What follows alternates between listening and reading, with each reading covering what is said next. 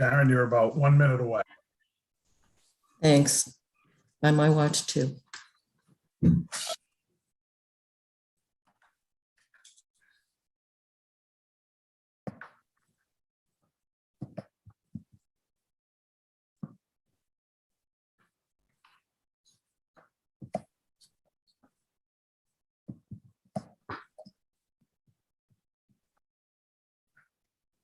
Karen, you can begin whenever. It's 6:30.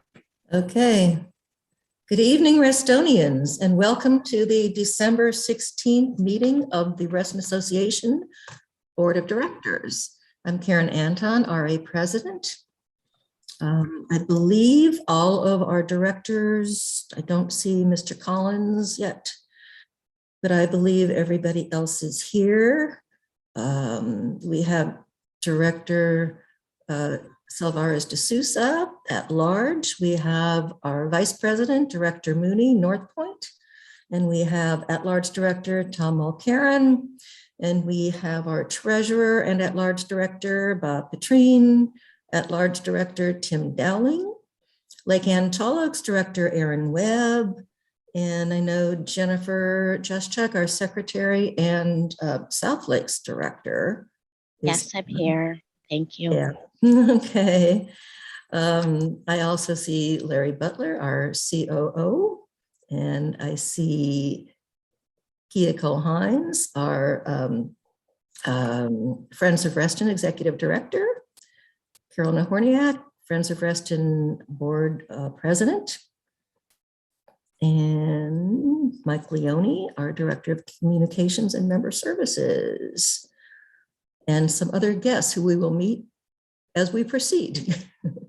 By way of opening remarks, I just want to say I wish everybody a very happy holiday season, whether it is yet to come or has already happened, and a very healthy and prosperous new year to all of us as we unfortunately continue trucking along with COVID. But maybe one of these days we will meet in person. I don't know when that's going to happen, but in the meantime, we have to keep safe. So everybody, please do what you can to do that, and have a wonderful holiday season, and be kind to each other. With that, I will ask for a motion to approve the agenda for tonight's meeting. So moved. Thank you, Director Dowling. Is there a second? Director Mooney, thank you. Any discussion? All those in favor? Okay, Aye. thank you. It's unanimous. Okay. I would like a motion to approve the consent calendar. So moved. Thank you, Director Dowling. Second. Director Mooney again. Thank you. Any discussion? All those in favor? Aye. Thank you, Jennifer. Anybody opposed? That carries. Okay. We move on to member comments. I know of two that have already requested to be heard during member comments, but if there's anybody else on the call who would like to be, just raise your hand by going to the participant section and doing so. I think at this point, everybody knows how to do that. So, Mr. Flashman, are you with us? Yes, I am. Okay. Actually, I would like to comment at the time when the matter regarding. Yes, that's right. I did see that request because you had a comment on item M, I believe. On the resolution 14 proposal. Yes, that's item M. And since it is so far down on the agenda, I think it would make sense to allow me to have some opportunity to comment on that at that time when it is to be discussed. Yes, I will allow that. Thank you. Mhm. Yes, and Director De Sousa, I believe, has a member comment. Yes, I do. Thank you, Karen. Sarah Salvarez de Sousa, 2118 Greenwatch Way, Reston, Virginia. I am making a member comment as a member, not a board director. I have my little spiel written out for me. So I'll be speaking on behalf of Reston Strong. Reston Strong was born in April 2020 when COVID hit. And from community meetings I was having across Reston as part of my very first RA election campaign. Seems so long ago. When COVID hit and we all turned into zombies and locked ourselves, many of the local charities and food banks were finding that their donations had also stopped. So Reston Strong partnered with Core Foundation, Restoration Church, the local shopping centers, and the Y to bring contact-free pods across Reston so donors felt comfortable to donate and volunteers felt comfortable picking up those donations in a safe environment. Since then, we've been part of several initiatives, including the event that put us on the map, the hugely successful peaceful demonstration for Floyd, which I'm happy to report all of our asks have been addressed or in the process of being addressed. Our most recent venture was the successful Thanksgiving Meal Project, which many of my colleagues on the board donated to and volunteered for. We fed over 1,300, including local food insecure families, law enforcement, fire and rescue, and several of our neighbors in tents. I'm here today to share briefly a little more about an event we're hosting next week. It's a holiday party for food insecure families we're hosting in partnership with Reston Police Station. This event is part of a longer continued conversation Reston Strong is having with local law enforcement to get us to a community-centric policing model. We're hosting 2 events to allow for families who don't have transport to walk to the venues. In South Reston, we're hosting the event at Walker Nature Center, and I'm here to request RA to join us as a venue sponsor and waive the rental fee. RA has in the past sponsored community events. I'm here today making the member comment again as a founder and executive director of Reston Strong, and absolutely not in my role as a board member. Hence, I will not be making any motion on this topic and will abstain from any votes or discussions on this topic. If you have any questions, I'm happy to answer. Thank you. Thank you, Sarah. Are there any other member comments?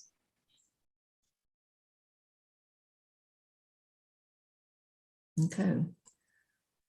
I would just say, Sarah, if you're looking for a board action tonight, that would require a motion to amend tonight's agenda to allow for an emergency item.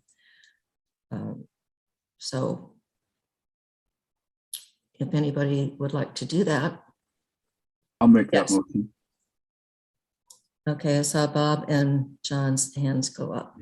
So would, Go ahead, John, okay, and I'll second. So I move that we put as a an additional item the consideration of Director Silverage de Souza's request that Reston Association sponsor the event, the police community event at the Walker Nature Center, and if it is in our power to do so, to waive the fee. So that's the item I would like to discuss. okay, this motion is simply to amend the agenda to put the item Exactly. on. So just to be clear that we're not commingling two Exactly. motions. Right. Okay, so discussion on the motion to amend the agenda to add this emergency item. Yes, Bob. I think just quickly, I think it's a laudable goal. We are already very active as a community in these efforts, and I think we can certainly forego the fee that we would receive for hosting the event. So this is a discussion about whether or not to add it to the agenda. I think it should be added to the agenda. Okay. Any other discussion about whether or not to add it to the agenda? Yes, Aaron. How long in advance have you known about this, Sarah? It surprises me that it's an emergency. Well, that's the only way to get it on the agenda and acted on tonight, so. Right, but how Right. long have you known that you wanted to use the Walker Nature Center and that it would be nice to have the fee waived? We still don't have a confirmation on the date. We're still working with the local police, but I think we're 90% there with the 23rd. So I would say less than a week. And Larry and Tony have been in the loop since we knew about it. So not long. I get where I understand if we had months, if I knew it before the BOC meeting, absolutely, I would have had time to add it on. We haven't. So thank you, Aaron. Any other discussion, comments? I did not know that this was not, that this schedule was not definite. So,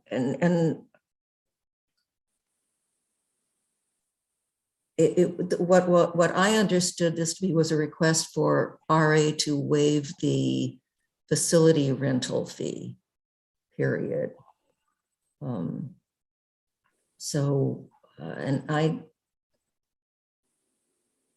I'm a little bit concerned about the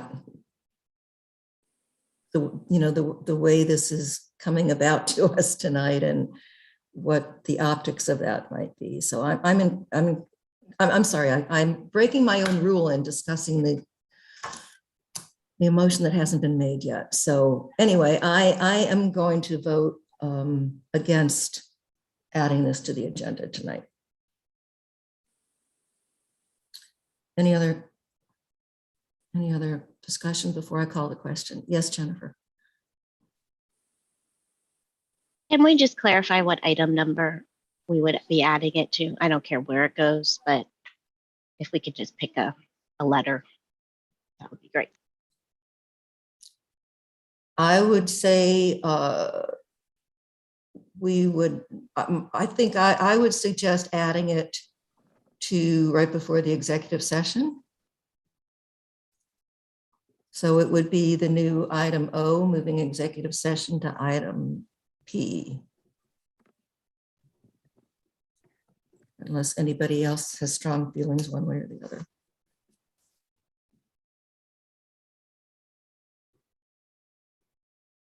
Okay, if there's no other discussion, I'll call the question.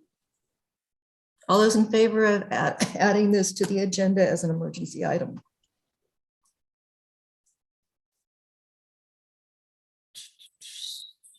One, two, three, four in favor. 5 in favor. Okay.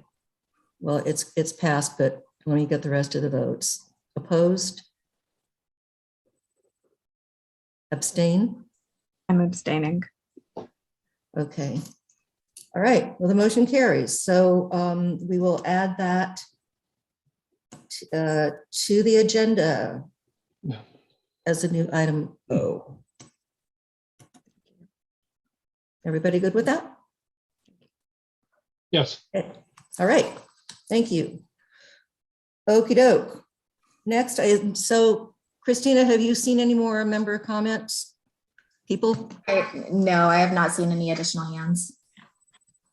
Okay, then we'll move on to item E, which is the informational Friends of Reston quarterly update. Hopefully you've all read that. Carol and Kia are here in case there are any questions for either of them.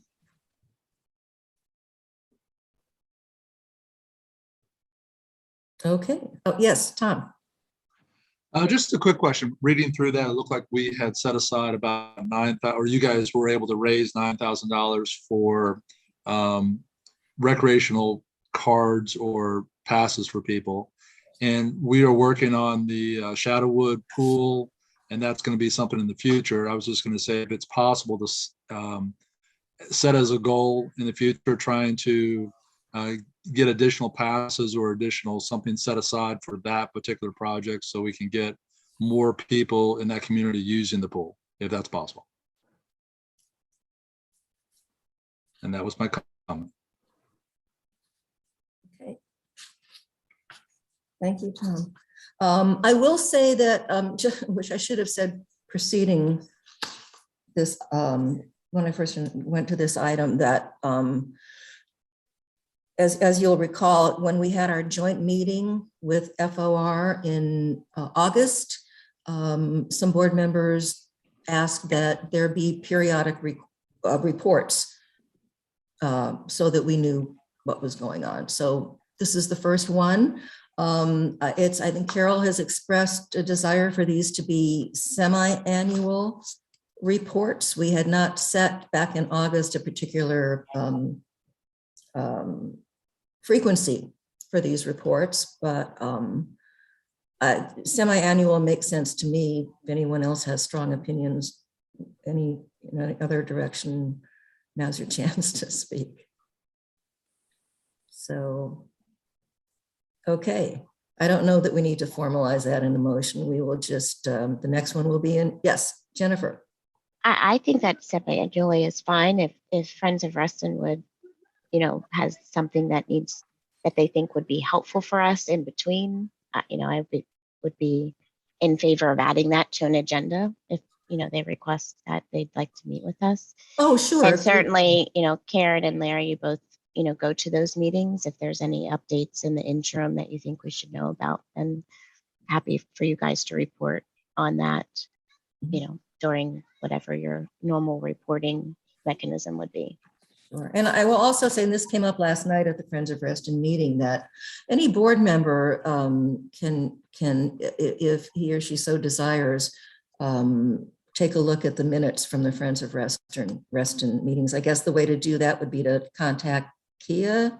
Does that make sense, Kia? Yeah. So, yeah, if you are interested to see on a monthly basis what's going on, you can feel free to do that. Okay. Any other questions, discussion, comments? Okay, well, Carol and Kia, thank you very much for being here and for the report, and keep up the good work. Yeah, we're trying. Thank you, Okay. Karen. You're on Thanks. board too. You do good stuff as well. Thank you. Okay. Thank you. All right, thank you. So next is Chris with Capital Projects Quarterly Update. Hopefully we've all had a chance to look at that. So any questions or comments, Chris, if there's any high level stuff you wanted to take us through? Most of it's pretty well covered in the presentation. If you had any other specific questions outside anything that was not mentioned, perhaps. Did anybody have any questions? Hopefully everyone's had a chance to look at it.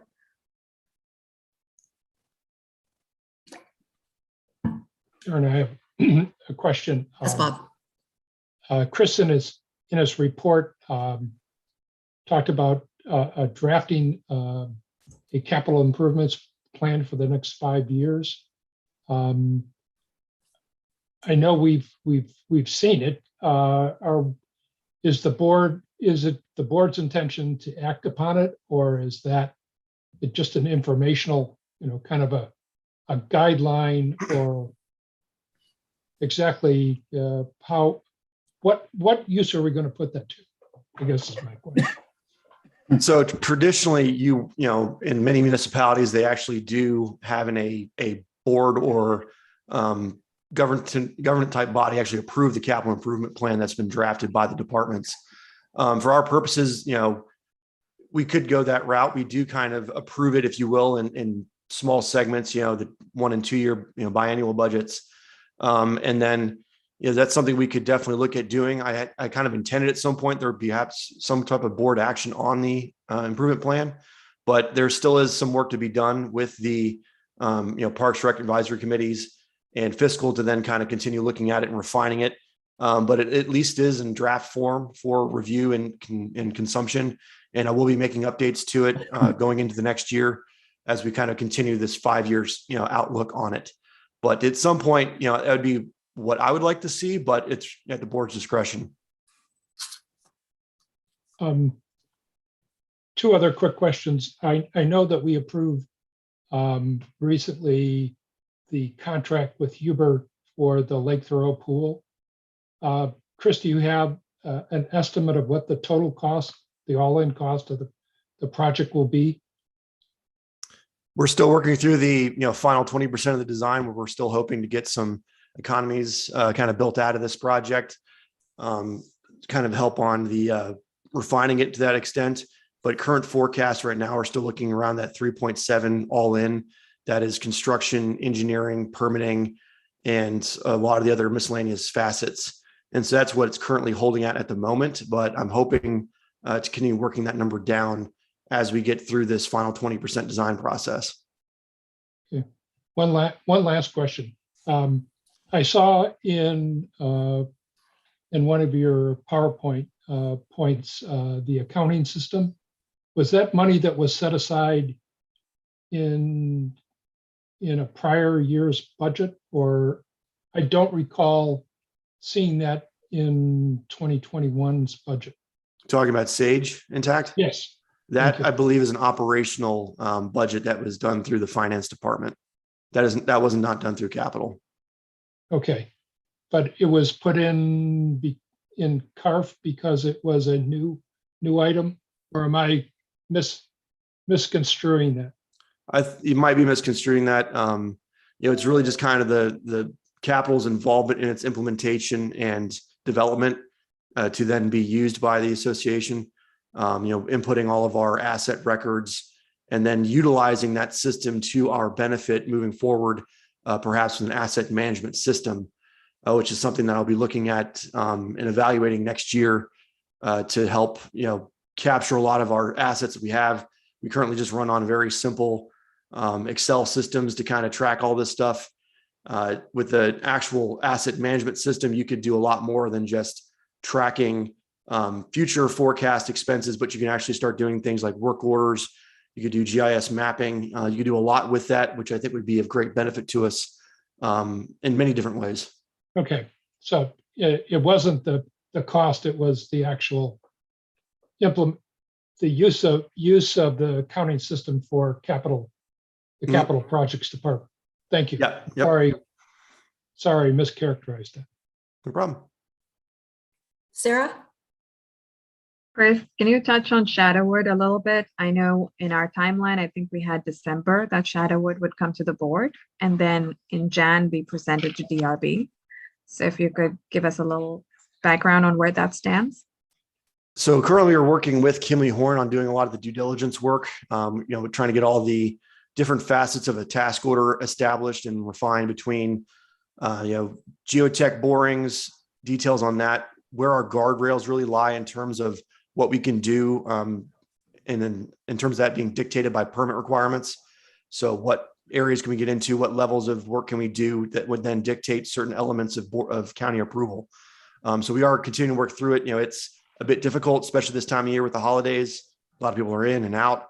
And so things may not move as quickly as we would like, but we are working on it right now. Do we have an ETA? Sort of when will we hear back from Kimley Horn? I would not expect anything until after the new year, obviously, perhaps by the January meeting. So would that make sense to add it to the January board agenda then? Are you thinking? Yes, I'm not usually part of the board agenda development. So it's something I could talk with Larry about adding into, and also checking in with Kimley Horn on the speed at which they can then get the materials prepared for any type of board presentation. I think, this is Larry, I think we can put an initial placeholder. The January meeting's pretty late in the month. And at least we can get an update on where they are with the due diligence piece. As I explained to you, Sarah, there's some, oddities on the site, and we just have to be careful, in a refurbishment, what are the limits of what we can do without triggering another level of permitting or site planning or something like that. So that's what we're in that discovery right now. So, yeah, so you'll know more by the January Bach meeting probably too, right? Which I think is the 10th. Certainly by the board meeting, Bach might be a little, because that's like January 10th, I think. I think it's the 10th, yeah. Yeah. Okay. Well, yeah, I mean, we can definitely discuss it as a placeholder then, though. Okay. Any other questions or comments for Chris? Karen? It's Yes. Jennifer. Yeah. Just two, Chris. One is, I think that our board packet of your presentation somehow had a Rustin Now article that made it sound like there was this like secret meeting or some meeting that was held on Monday that was either the members missed or can you just clarify what that meeting was? And So that was just really, and I mentioned it in the presentation, Yeah. that it's really just kind of the initial, kickoff between the project team, stakeholders, RA, Kimley Horn, Hubert, their subcontractors, kind of starting that initial conversation now that we have the contract finalized and sort of laying out, who's doing what timeline, project management plan development, getting all those little pieces kind of put together. And so there really isn't much, new information at this time because that was really just sort of the first step in all this, kind of the project kickoff, if you will. So we hope that, in the next coming weeks, we'll have more information. And as soon as I have something, I'll be uploading it to the Reston website. And there's a whole communication plan amongst, the community membership board on what we're going to be doing in terms of touch points as we move forward. okay, perfect. Thanks. Madam President, if I could also just comment on that to Director Just Chuck. We did provide comment to Rustin Now, and if you read the article, it sounds like we declined to comment. Right. I was in communication with the reporter. I told him exactly what Chris just shared, which is we really didn't have anything at this time to share. Next step would essentially be the permitting process. So I did call him out on it, and his comment was his editor made those changes. So just so you know, we did respond to Reston Now about the sort of inaccurate tone of the article, but we did comment. I did respond to them. Yeah, thank you so much. That's kind of what I wanted to clear up, that this was really just an internal meeting to do, the start of the project from that perspective, and the community didn't miss anything, and that meeting wasn't intended to be a community, like you guys weren't moving forward without telling the community. I wanted to make sure we clarified that for the members. Thank you. And then the other piece is, Chris, I think there are 24 carry forward items on this list, and I wanted to know if any of your projects are ones that are not, that might be in the carry forward list, but we are not going to do, or we've decided we don't need to do it at this time, or anything like that, or they just carry forwards because you're in progress or in a different, a stage of the execution of them. Yeah, so they're all projects that we are intending to do or are currently in progress. Anything that is, not intended to be done right now or is completely up in the air for the moment has not been included in that list and has been then put into the current variance. So it's in the variance column instead. Mhm. Okay, because I know that at some point you finish projects and we have contingencies, and so if you could just let us know, when during the year you might come across a project where it's not feasible anymore. I think there was the one over in South Lakes, the ball field, that we decided not to move forward with. Running Cedar. Running Cedar, that's the one. That maybe we defund them so that we're not accumulating or keeping or holding money in pots. I think that was a request from the fiscal committee, is that we kind of let go of the money, put it back in the general fund, and then you guys can request whatever the next project is. So if there's anything like that throughout the year that we need to help you defund as a board, if you could just let us know what that is, so we can help the process along, that would be helpful. Otherwise, I would just say congratulations. You've had a fabulous year. And the last 2 years, even before that, I feel like you've also had fabulous years. So I just want to say congratulations. Your team moves a lot of very complicated things forward, and these carry forward lists used to be pretty substantial, and you keep chipping away at them and getting them down. So I know even the membership would congratulate you and thank you very much for all the work that you did. I know you even had an employee retire on you at some point this year, and you just kept going. So we very much all appreciate everything that your team does to make Reston beautiful and our facilities in tip-top shape. Thank you. I think we all second that. Thank you, Jennifer, for stating it, though.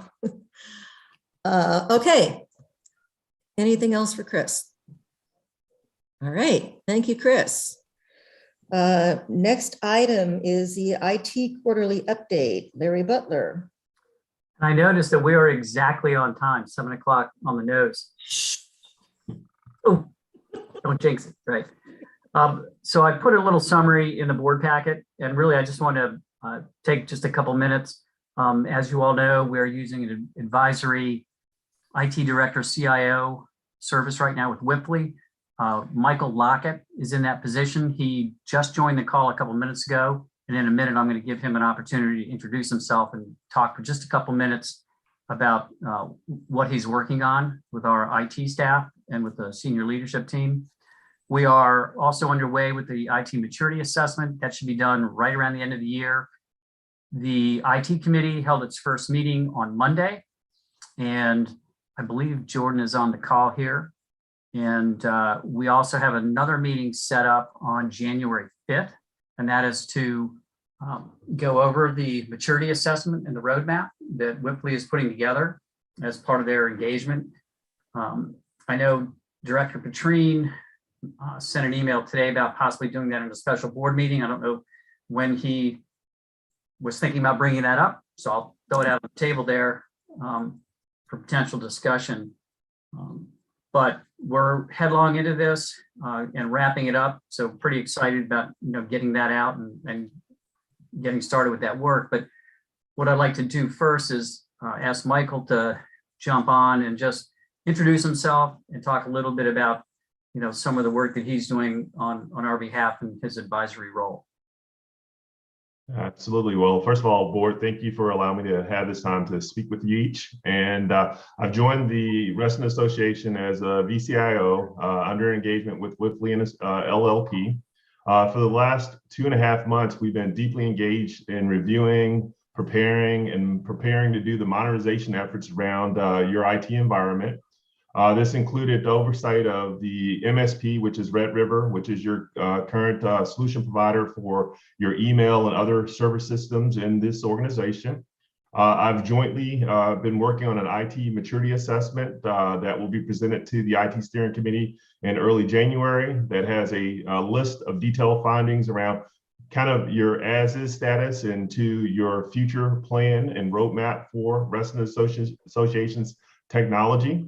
I am a 27-year veteran in a leadership role for CIO, and I look forward to being a part of this organization and moving this opportunity for technology modernization forward. And if there's any questions in reference to the role and the day-to-day task, I would love to address those with the board. Thank you, and thank you for being here, Mr. Lockett. Thank you. Hey, any questions, comments for Larry or for Mr. Lockett tonight? Yes, Jennifer? Larry, because it's the end of the year, I was wondering, Clara had presented a goal list to us in her first update of the year. And I was wondering if the team had a chance to look at that and figure out where we are in meeting those goals. That was all part of the, they have reviewed approximately 75 documents, presentations, reports, contracts, etc., with respect to our IT landscape. And so that's all part of the maturity assessment. Meeting the goals that she had set for the year? Well, yeah, I mean, basically, the assessment is to look at where were we, where have we come in the last 1.5 years, moving to the cloud and all that, and where do we need to go in the short term, near term, and longer term. So I mean, that's essentially it. So the goals, I mean, I'm basically coming in with on a third party basis to look at what those goals are and are those the correct goals. Okay, so I guess we'll get an update on the status of those goals when the report is delivered. And That's it's going the to be idea. broader than just, it'll be broader than just those goals. Okay. Thank you. The second thing I had was from an application standpoint, Michael, is your team tasked with looking at just those applications that are central to the organization, like Microsoft Office 365, those type, or are you delving down into all the ones that are managed by each of the different departments? The IT maturity assessment addressed actually 6 chevrons of technology to service delivery within the Reston Association. Constituent facing services was one of the core. So it looked at each of the applications, how they interact with each other, how the data is physically shared. And we put together a findings document that gives some understandings of kind of where you are and some best practices to really prepare for what the future should be from a constituent facing services standpoint. We also looked at IT governance, benchmarking, cybersecurity, gave a perspective on IT and your managed service provider. And we did take an overlook at the M365, that Microsoft deployment within Reston. Okay, so it does spread out to other department applications. It does. Covenants and Sage and WebTrack Absolutely. and all of those. Okay. Absolutely. Wonderful. And then I noticed at the IT meeting the other night, you guys were starting to do a goal list for that group. And I wanted to pass on, Aaron, I had sent you a couple emails that I'd love to see the IT committee add the camps application. I don't know if it's called Camp Docs or I forget what it's called, but they use, okay. If they could consider adding that to the list of applications they look at next year on their goal list, that would be wonderful. And then I also wanted to ask about I had asked some questions about the website vendor that we were looking at. And I haven't gotten answers to those questions. So I just was wondering if there was a status update on that. They're not vetting website vendors as part of this engagement. No, I had, as a board member, I'd emailed, I don't know if it was Hank and you, Larry, or Mike Leone. There was a group of people at RA I had emailed with questions about the website vendor that was under consideration. And I haven't gotten answers to those. So I was just wondering if there was a status update on them. I will have to look into that. I don't have an immediate handle on that. Okay. Jennifer, are you talking about that vendor that we were looking at to see if they're still in the picture? Is that I mean, we kind of left that topic unresolved. So I'm not really sure what the status of that project is at all. That's kind of why I asked if we had a status update on the IT projects, because I know the website was one of them, but I don't know where we are with that project. I see Mike just put his video on. Did you want to comment on that, Mike? The only thing I wanted to say is right now we've essentially tabled the project. My understanding from Hank was until the IT committee was up and running, that essentially we had put that project on hold. The vendor is still interested in pursuing an agreement with us at such time. Obviously not necessarily under the same terms and conditions as the agreement they had put before us, which I remember Bob had said was pretty favorable in terms of a cost perspective, but we can certainly re-engage them at the appropriate time. I have shared with, wasn't Michael, but Michael also has a colleague, Joe, that's doing some work on this project, and shared some information with Joe about Civic Plus as well. So there is some information that's been shared with Michael and Joe. Thank you. And then another goal that I was wondering for the IT committee to consider is maybe a joint meeting with fiscal, maybe next summer or as budgets kind of get rolling, to go over, large IT projects we might be wanting to put in the budget for a future year, and kind of have a joint meeting to discuss those. I think that might be helpful. And a clarifying question, I love that they're doing a goal list, but I'm not doing one with fiscal because I thought that the board committees didn't have to present a work plan to the board. And I was just curious, if IT's doing one, should I have fiscal work on one too? Well, part of the reason that we suggested a work plan for the IT committee, Jennifer, is that as a brand new committee, it has a charter. Mhm. And with us doing an IT maturity assessment, we had, as you heard from the discussion on Monday, I think that's going to be very formative in, whether you call it a work plan or work items.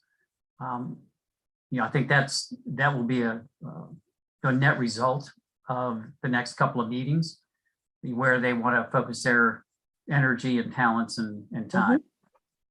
Yeah, no, I totally understand. And as my BGC colleagues know, I'm in love with work plans. I just didn't know if it was a requirement, because if it was, I was not on the fiscal committee to create one. Yeah, I don't believe it's a requirement. I think our general Okay. counsel will weigh in on that. But Okay. I think it's certainly appropriate for a brand new committee that's just getting started to kind of give them some look aheads. And I believe I saw Jordan on the call here. And if you all want to have him speak for a couple of minutes with respect to the meeting that he chaired on Monday night. Don't know if you would all want to entertain that. Sorry, Jordan. I thought maybe Sarah could do it. I'm going to go ahead and do it. Thanks, Larry. I had given him the heads up, so yes. If we could hear from Jordan, Karen, that would be helpful. And he Sure. did a great job chairing the meeting. If he's willing. Right. I am willing. Yeah. So Jordan Fletcher, 12622 Verdun Lane. I think Larry and Michael summed up the meeting pretty well.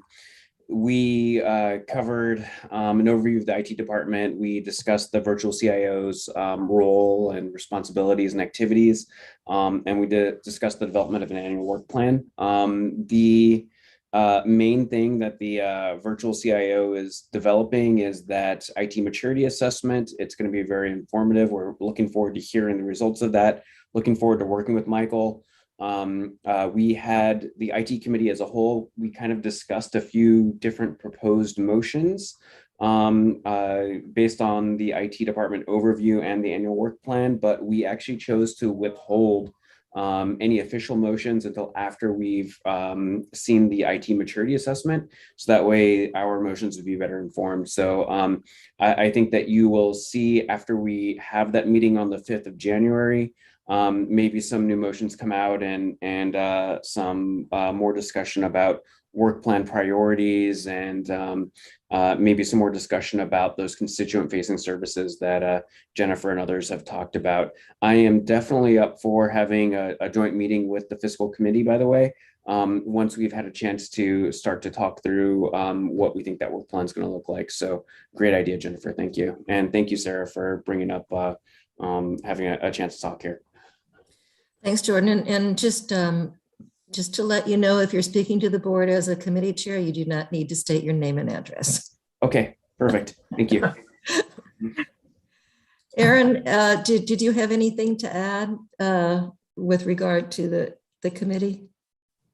No, Jordan covered it pretty comprehensively. Okay, just wanted to give you an opportunity. Yes, Bob.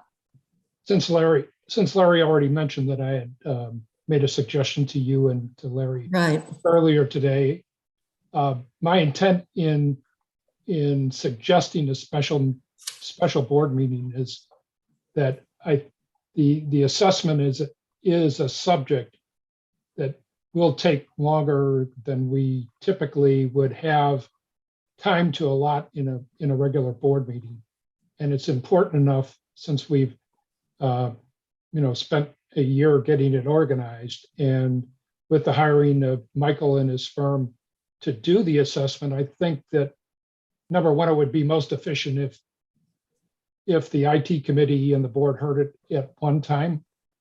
And then secondly, if necessary, if there were proprietary, sensitive, or confidential information that was embedded in the assessment, that we could hold an executive session at least to have that discussion. Sure. So that was my purpose in doing it. I think that works the best for this kind of an issue. And when might, okay, I see Tony's hand is raised. Could we just have just a brief executive session about that? Sure. Or we could hold off. We could do it at the end also as part of the regular executive sessions, consultation and council. I would just ask that motion for a special meeting be tabled for now or not made. Okay. That is exactly, yep, that is why I copied you on my suggestion.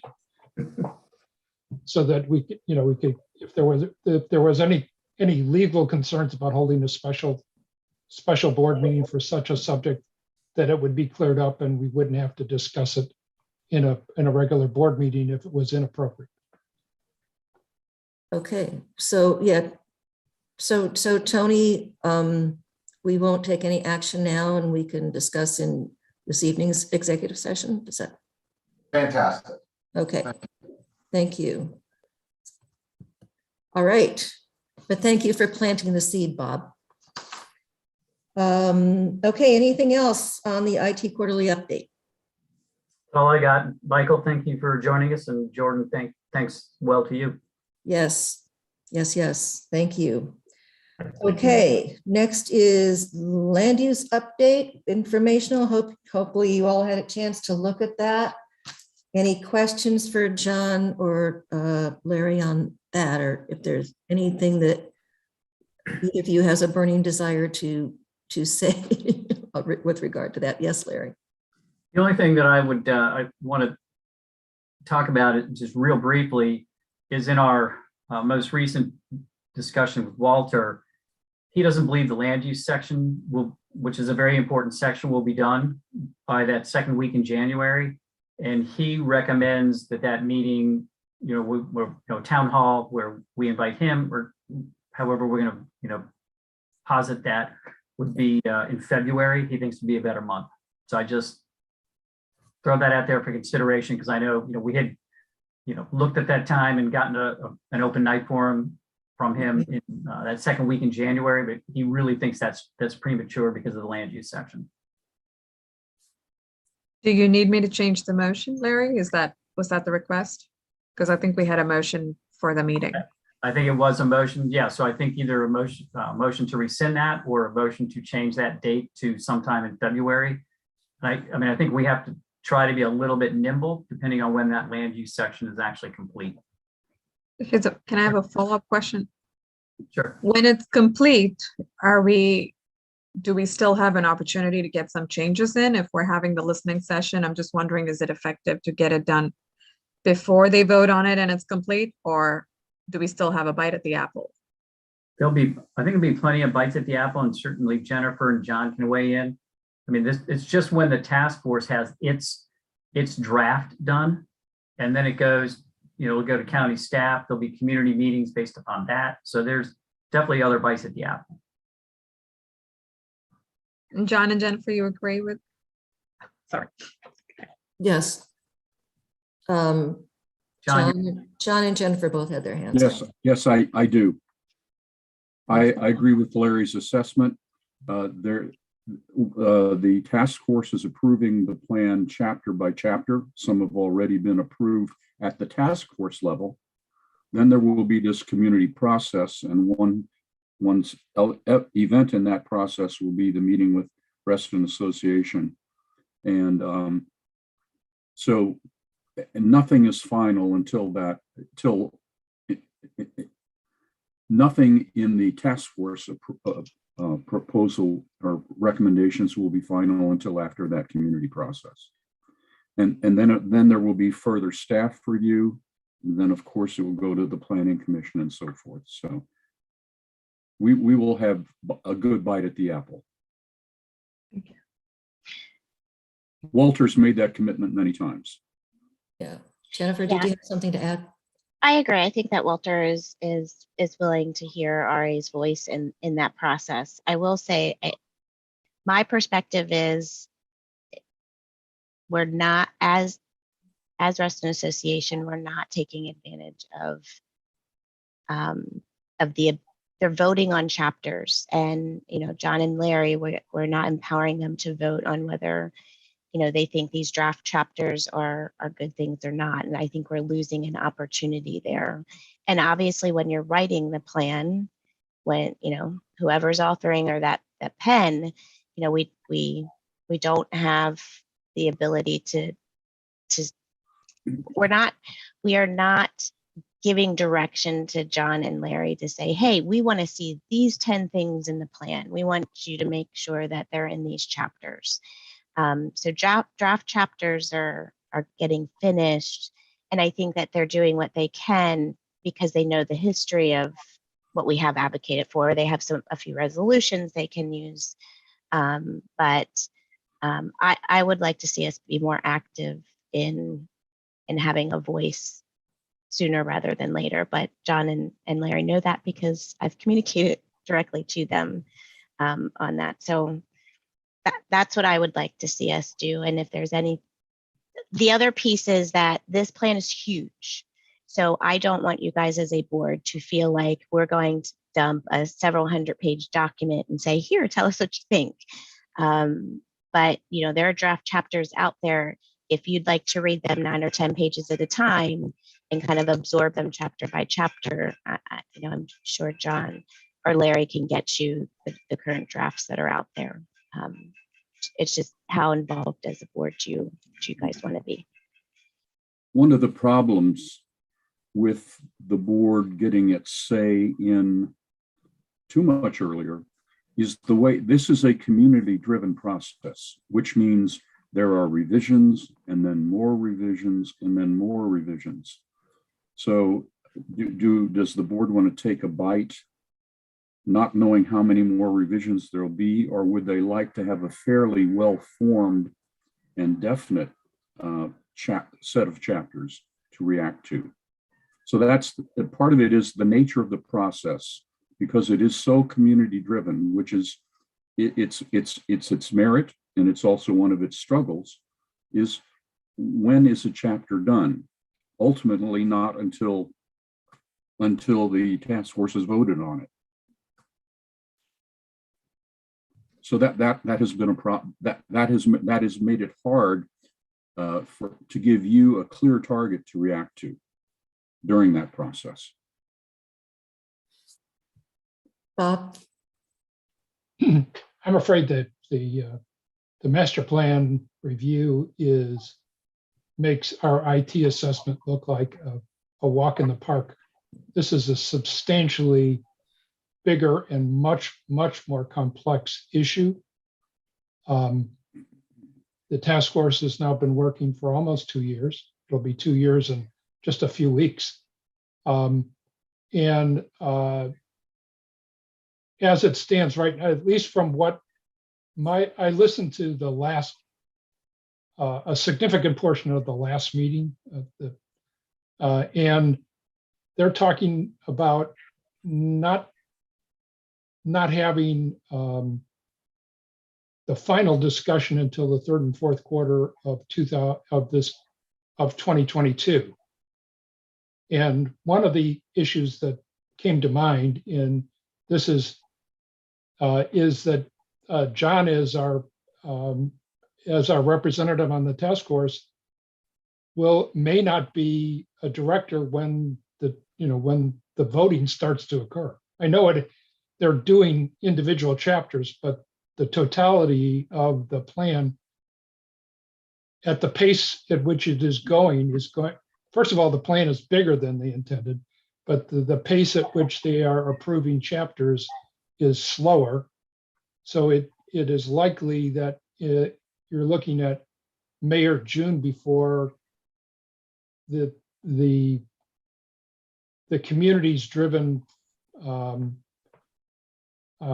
plan is going to be ready in totality. So I just want, this is not a snipe it, but just to practically plan for a transition from John to somebody else as an RA representative, or perhaps making Larry the permanent member of the task force versus the alternate. I don't know how that would work. But this is, again, another big issue as Jen has pointed out,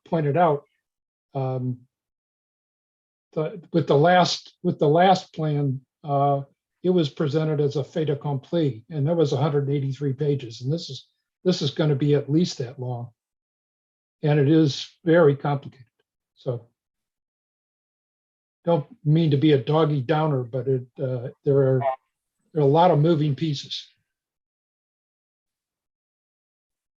Thank you.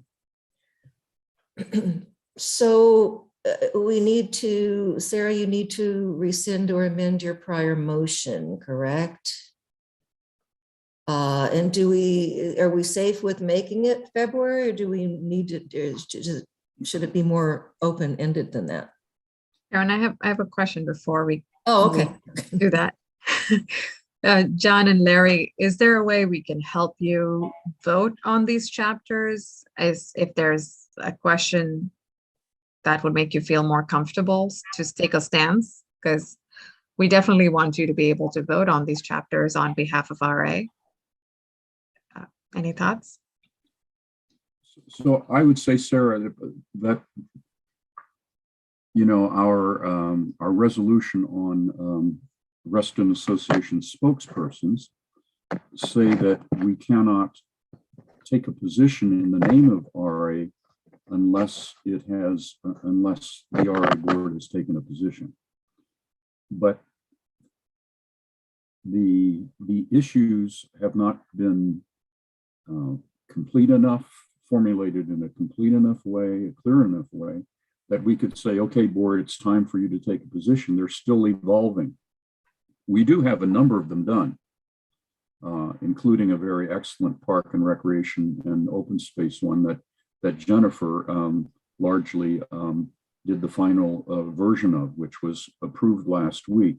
But these are slow, and especially the two biggest ones, transportation, which will be dealt with next Tuesday, hopefully passed by the task force, and the big one, which is comprehensive plan, or pardon me, land use. That will be sometime in the future. So I don't know what you can do. I mean, certainly we speak when we know what and Larry knows much more than I, but I know some things about positions we've taken, and I argue them. And I've been the chair of the transportation committee, so I can kind of shepherd and nudge, the discussion, but I get outvoted all the time on that, So I don't know what more you can, I don't know that there's a fix for this. So that was my intention when I first made the motion, is so that we had some idea of where RA stood, so that we empowered John and Larry to make those calls on our behalf.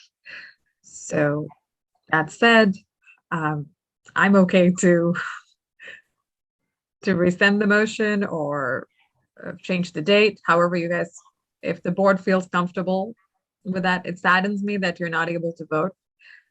Even though we have a seat at the table, I feel like we're missing out on an opportunity, not exercising our right to vote. But I get where you're coming from. So. And I would say, Sarah, I think we should rescind it because it isn't going to happen in January. Walter said that flat out this past Monday. We hope it will be in February. That's what he stated as his goal. But where in February, there's no telling right now. So I would tend to be more open ended. Jennifer and Larry, what do you think?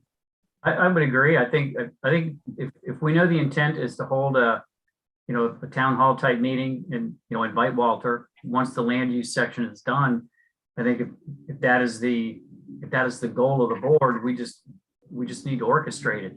And we have to be nimble as to when that section will be done, where there's enough, shall we say, doneness that, the public can say, okay, well, hey, I just read through this part that the task force just voted on, and I don't like X, Y, or Z, and that will help inform the board perhaps of what, the board should like or dislike about it as well. But I think we just have to be really nimble with the date. And I had shared before, Walter is not a force for me for this meeting. It was more for us to hear from our membership, but I see the point of having him there. But I'll leave it up to those who sit on this committee. If you want me to rescind, happy to.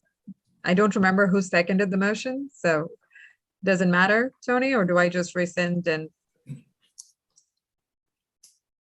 It's a separate motion. It's a motion to rescind, must be passed by 2/3 because notice was not provided in advance.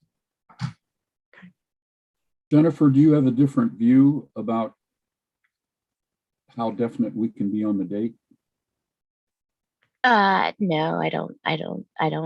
I would not guess at this point. It was supposed to be done in June. So I'm not taking any bets on that one. We could vote on rescinding Sarah's motion now and just look at it again in January. See if there's a better idea of when it might happen.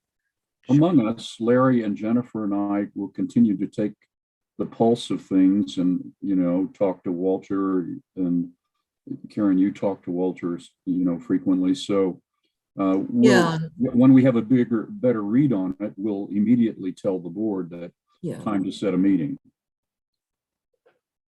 Yeah. The only other thing I would say is, could we get Tony to be creative in how we're going to run this meeting? I feel like I heard from lots of directors last time that we really want it to be, the public, the member sharing versus run as a typical special board meeting. What, there's 3-minute comments, and I heard that we wanted it to be a community meeting, a dialogue, and I'm not sure how we do that legally. But any creativity there would be welcome for when we do announce. It's going to be a tough balance, I think, between two very good things. One is hearing people's input, but many of them will not have been informed about all of the issues, and giving the board a chance to be a deliberative assembly and take a well-reasoned position on things. So there's going to be a tension between those two goals, both of which are very, laudable.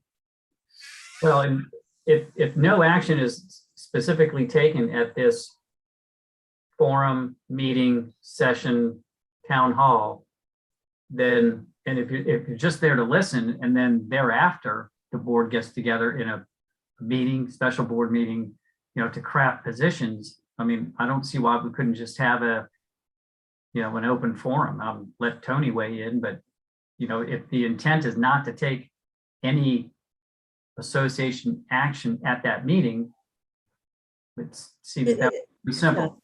It's sort of like, our budget public hearings. It's to get the information, get the views from the membership, and then subsequently we take action. So that makes sense to me. Tim, did you have your hand up at some point? Yes, thank you, Madam President. I move to rescind the motion at issue. Thank you. I was about to call the question. I'll second. Do we need to discuss this any further? I don't think so. All those in favor? Okay, that's unanimous. Okay, and so you'll just keep us apprised, Jennifer and John and Larry. Karen? Yes.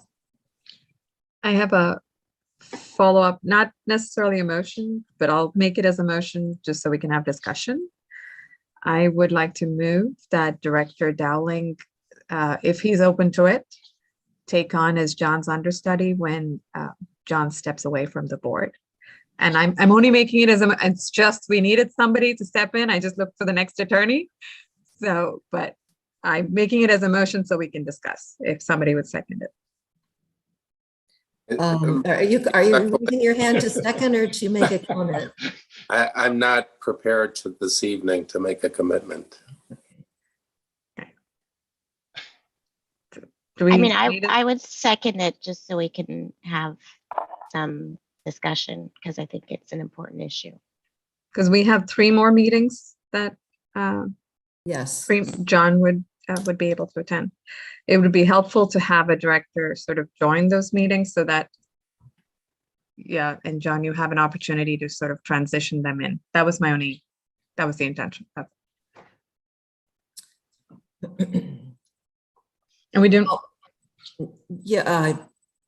Yes, Jennifer, go ahead.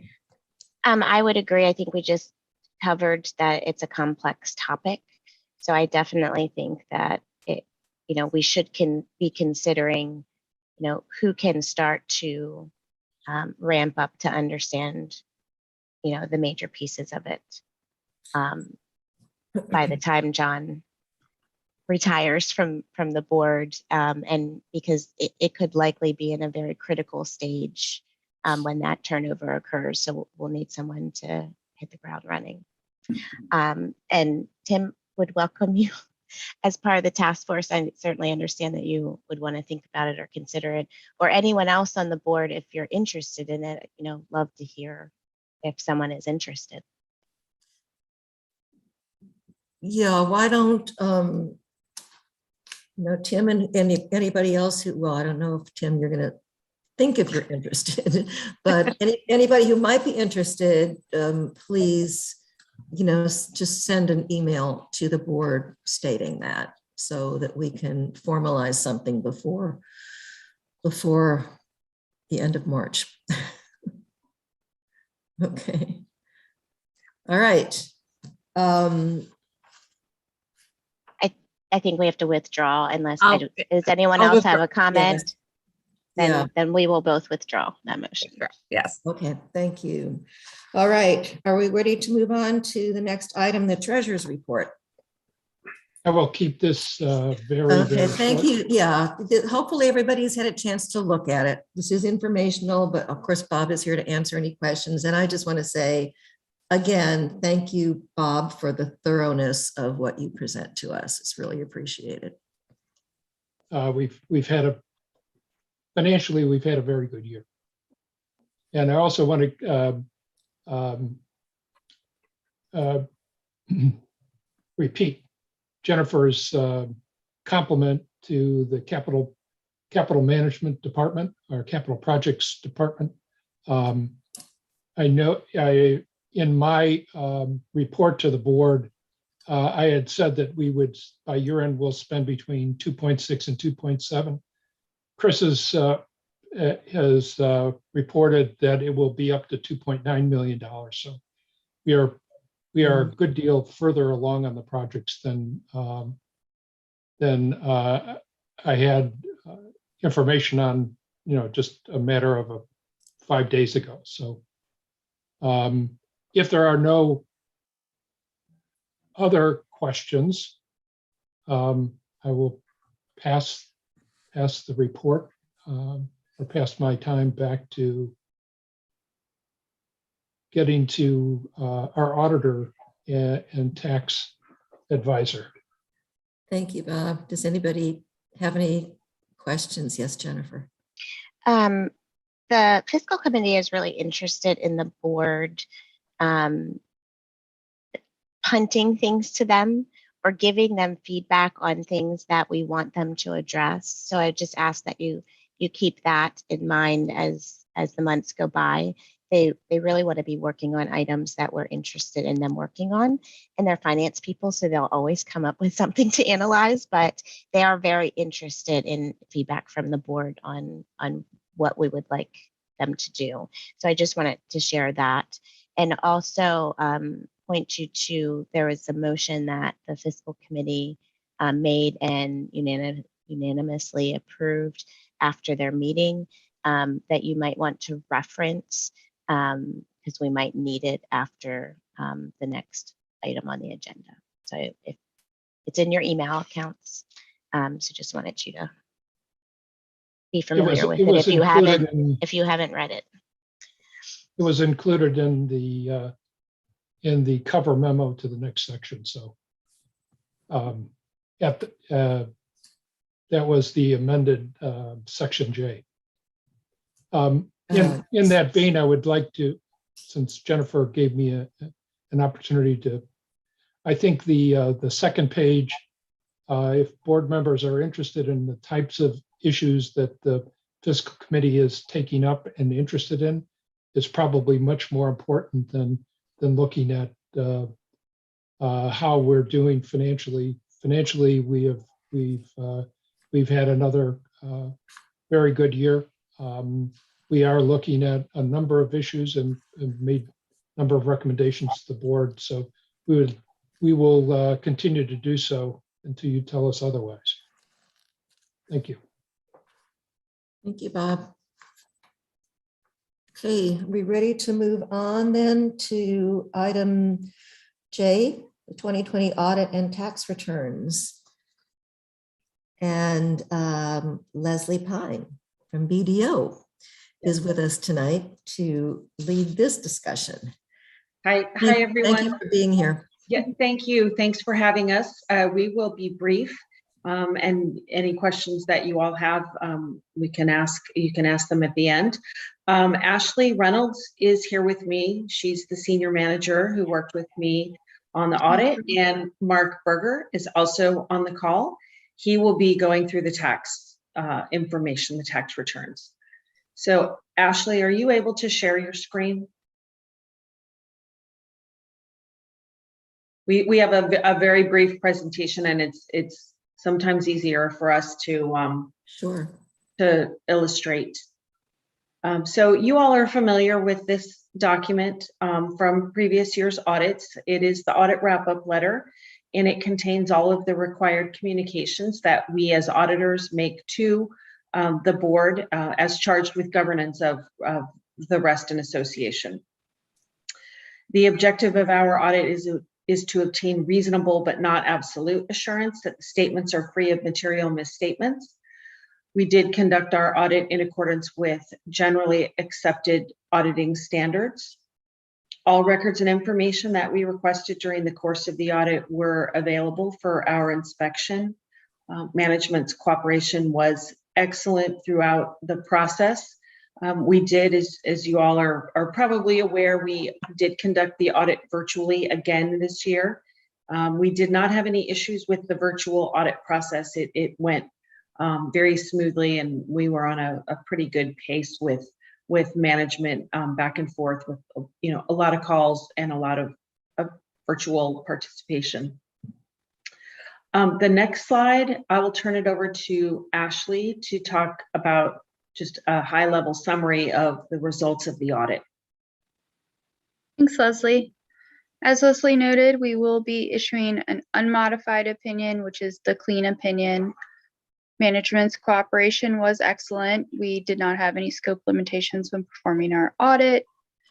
The corrected and uncorrected misstatements were sent to the board in the board packet with the fiscal committee presentation that we presented to the fiscal committee on December 8th, last Wednesday. So I won't go into these in detail in the essence of time. I think the most important section to look at is, I'm going to skip around a little bit, is our internal control findings, which we also had in our fiscal committee presentation. We did note a material weakness over the recognition of stream mitigation contribution during the year. And we noted a couple of significant deficiencies related to various accounts throughout the financial statements, from overall reconciliations for accounts receivable, other accounts receivable, and other accounts payable, the fund reconciliations and transfers between fund accounts, the allowance for doubtful accounts provision. Revenue cutoff, we found a couple of revenue cutoff errors, which have been consistent for the past 2 years. Some items concerning leases and lease amendments over the year 2020. And then we did make these recommendations to management, mainly focusing around ensuring monthly accounting close, reconciliations, documenting review and approval, and making sure that those are kept up with, as well as continuous training for the accounting team, and trying to focus that training on the specific levels for their responsibilities to allow greater segregation of duties between the accounting department. Additionally, we do look at the qualitative and aspects of financial reporting. There were no issues in terms of the qualitative financial reporting. We look at accounting estimates, that would be the allowance for doubtful accounts, useful lives of fixed assets. Did not note any outside of normal management estimates for those. Significant and unusual transactions.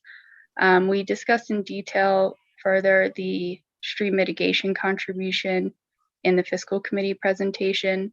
But other than that, there were no significant or unusual transactions. The consolidated financial statements do comply with the disclosure requirements under US GAAP.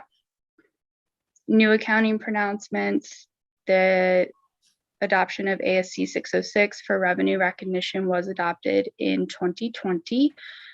The adoption didn't affect the timing or previous recognition of revenue, but it did affect the disclosures in the financial statements, as the new accounting standard does require quite a bit more disclosure than was required under ASC 605. And there were no alternative accounting treatments during 2020. Anyone have any questions on the overall recommendations made to the accounting team and management, or the adjustments that we had, or the control deficiencies that we noted?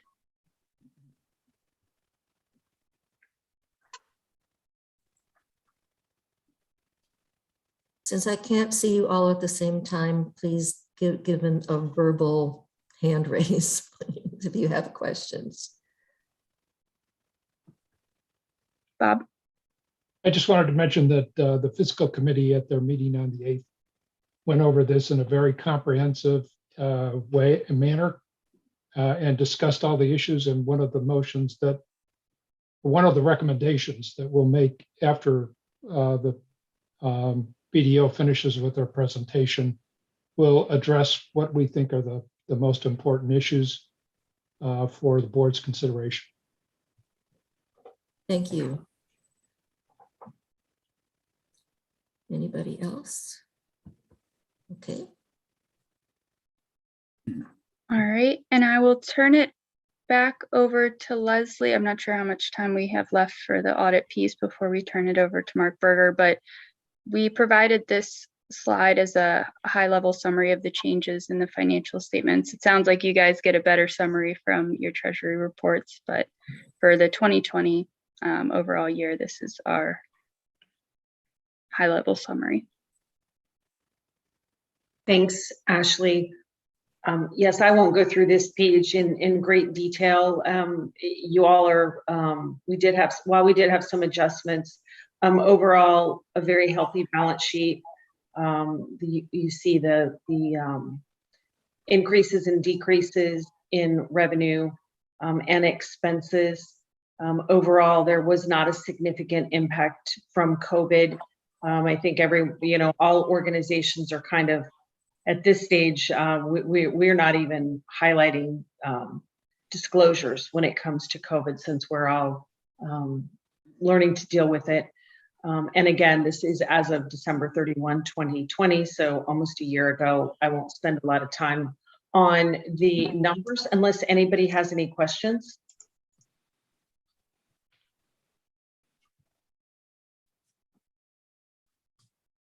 Don't see any hands.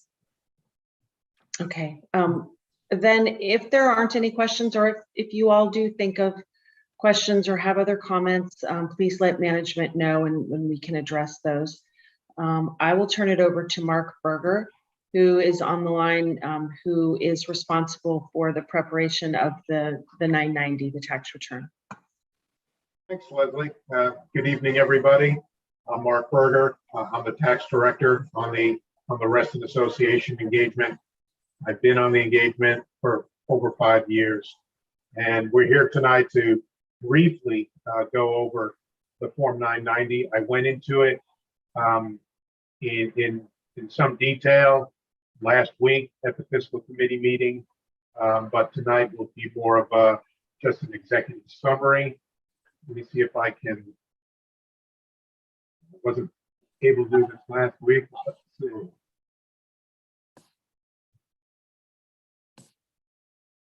Are we seeing the 990? We are. Oh, great. So this is the annual tax return that the association needs to file. It's actually an information return as opposed to an income tax return.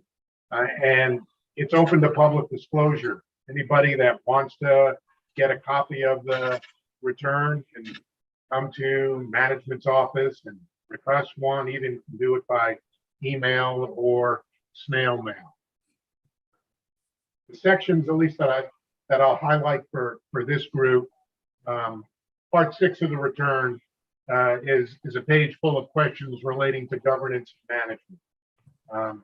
Second part of part 6 asks questions with respect to whether certain policies are enforced at the organization: conflict of interest, whistleblower, document retention, and destruction.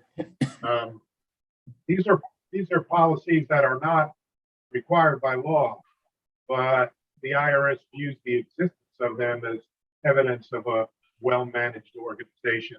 And we're saying yes to those questions there, 12 through 14. Part 7 of the return asks for a list of the organization's officers, directors, key employees, 5 highest compensated employees, along with their compensation amounts. And since this is a calendar 2020 return, this would be compensation paid in calendar 2020. Parts 8 through 11 of the return have the financial information that is provided also in the organization's audited financial statements, where we draw a lot of this information here. Part 8 focuses on revenue. Part 9 focuses on expenses. Part 10 is the balance sheet. Part 11 is the net assets reconciliation. Again, while these numbers might not match up description-wise, line by line on your financial statements, it's generally going to be very close.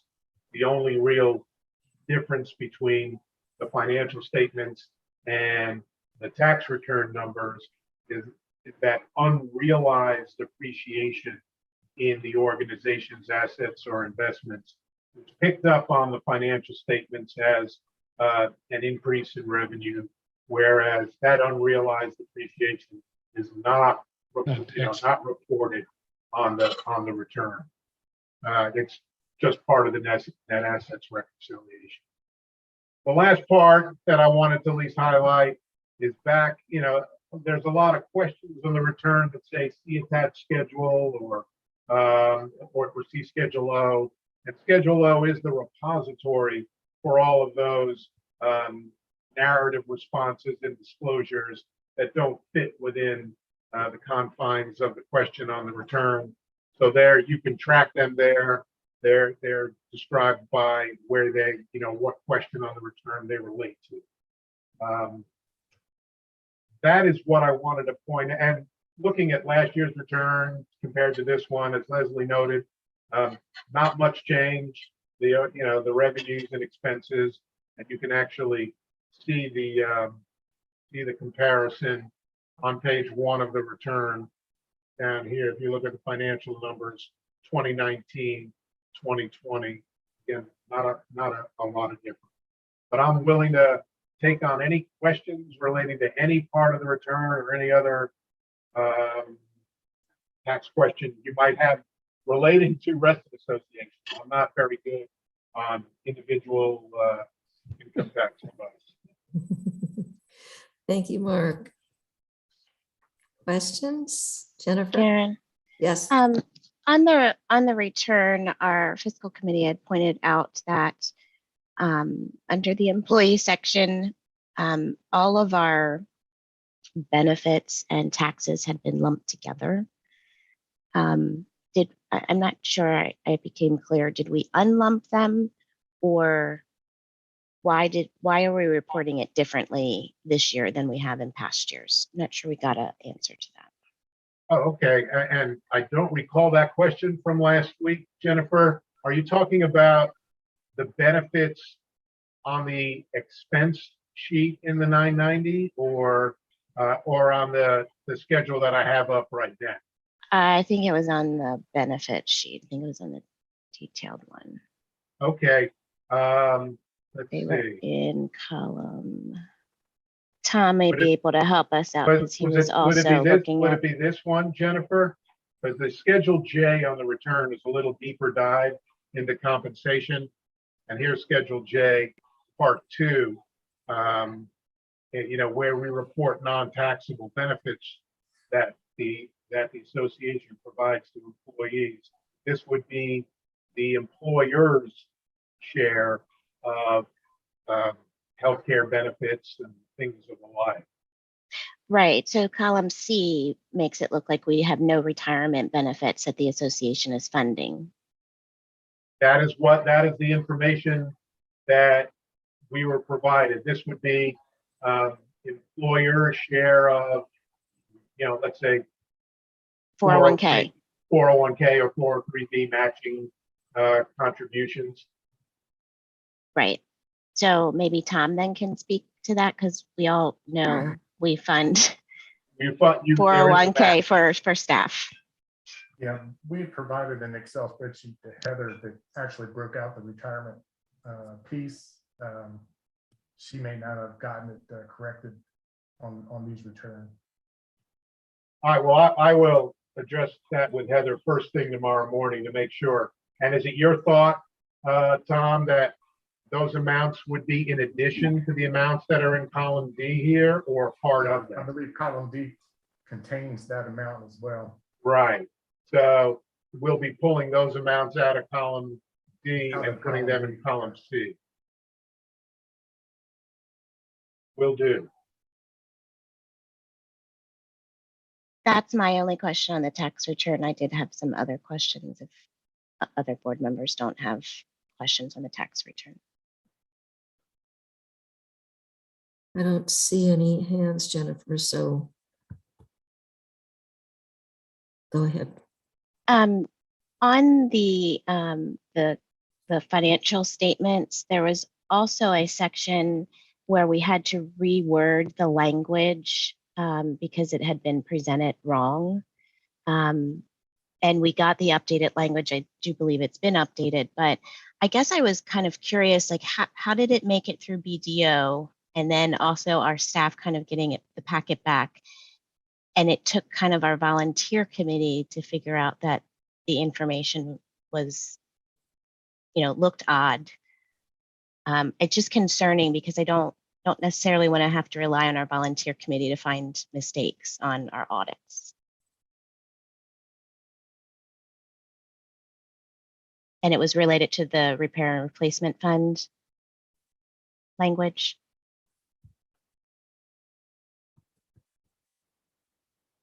Should I stop sharing before response or should I leave this up? I think we're done with I the think tax we're return. done on the tax. Yeah, I think so. Thank you. Okay, just wanted to make sure. Thank you. I can speak, I think, on that probably best. So I think in FY19, the funding of the capital acquisitions had come from the repair and replacement fund. So then just the wording of the where the funds had come from remained, and this year in 2020 had come from the operating fund.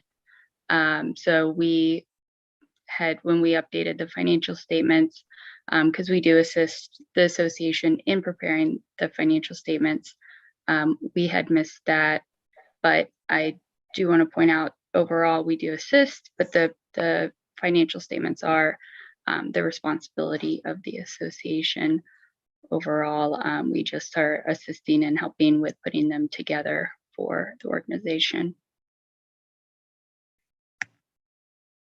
Then maybe, Tom, if you come back in January or we go over this later, if maybe you could help us understand that process of how we review the audited financial statements when it comes back, I think that would be helpful. Certainly. And then I guess my last question is, can you guys go over a little bit for the board of how you evaluate during an audit RA's, risks related to fraud? What is that process? How do you guys determine? Or is that even part of that one's probably what we're contracted with? So we consider the fraud risk to be a risk in all of our audit clients. And so in terms of addressing fraud and analyzing the risk in fraud, we look at the IT system. So that's kind of the first step in the susceptibility of the information that we're being provided to manipulation if unauthorized users were having access to the GL system or any subledger systems, if people had inappropriate responsibilities within the system, administrative duties when they should only be, making AP payments or something like that. We also look in terms of fraud risk at the segregation of duties between preparer and reviewer of things like reconciliations, making sure that we walk through the key cycles. So for Reston, the key cycles is, of course, revenue, purchasing process, the fixed asset process, payroll process, and overall treasury. So we do look at the process and the policies that Reston gives us, identify the key controls for those that would be key to mitigate a potential fraud or misstatement within the financial statements. And we walk through those, a transaction to do our planning and our risk assessment to ensure that as we're planning, we have planned appropriately for the controls in place. And then we also, if we do find something in our testing, would then go back and reassess that risk assessment and that fraud risk, and elevate the level at which we're testing to include more samples and different analytic procedures to address those risks. We also perform fraud inquiries of management and various individuals throughout the organization, and we rotate those individuals each year. So, that's one of our required procedures, is to actually inquire of those within the organization if they're aware of any fraud or any allegations of fraud as well. Thanks, Leslie. That was going to be a follow-up question I had. And so because we're not seeing anything on the reports, I'm assuming that you guys think we're pretty clean, or not. We can never be risk-free, but obviously not deficient in that area. Correct. We did not identify any instances of fraud. Everyone that we made inquiries of did not communicate any fraud to us. And, you'd be surprised. It means that sometimes I make these inquiries and, it's usually waiting, no, and a yes will pop up. So we do have clients where certain employees will communicate things to us. Okay, thanks. I have one follow-up question that I'd like to send to management after the meeting related to the audit, to pass on to the auditors. But that's all my questions. Thanks, Karen. Thank you. Okay, anybody else have any questions on the audit or the 990? All right. Well, thank you to Leslie and Ashley and Mark for being here tonight. We very much appreciate it and appreciate your work. You're working with us over the years. Thank you. Thanks, Karen. Thank you, everyone. Thank you and happy holidays to you. Thank you. You Happy too. holidays. And thank you for your patience. We're not too far behind schedule. Yes, Yep. Bob, you had something? Yes. No worries. Thank you. We're going to drop off. Thank you, Leslie. Thank you, Ashley and Thank you. Mark. Thanks. We have to formally. Oh, we have to formally approve. Yes. Yes.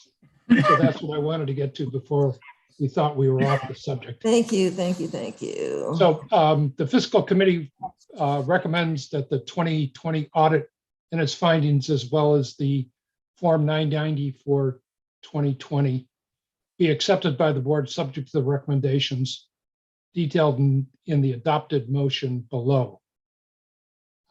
So I'll read this, and then as you have any questions, we've talked with management and staff about these recommendations. They were included in the audit findings, and there are ones that management has already responded to, and in many cases has already corrected. But since it was in the audit report, we thought they were important enough to bring forward. So do you want to, yeah.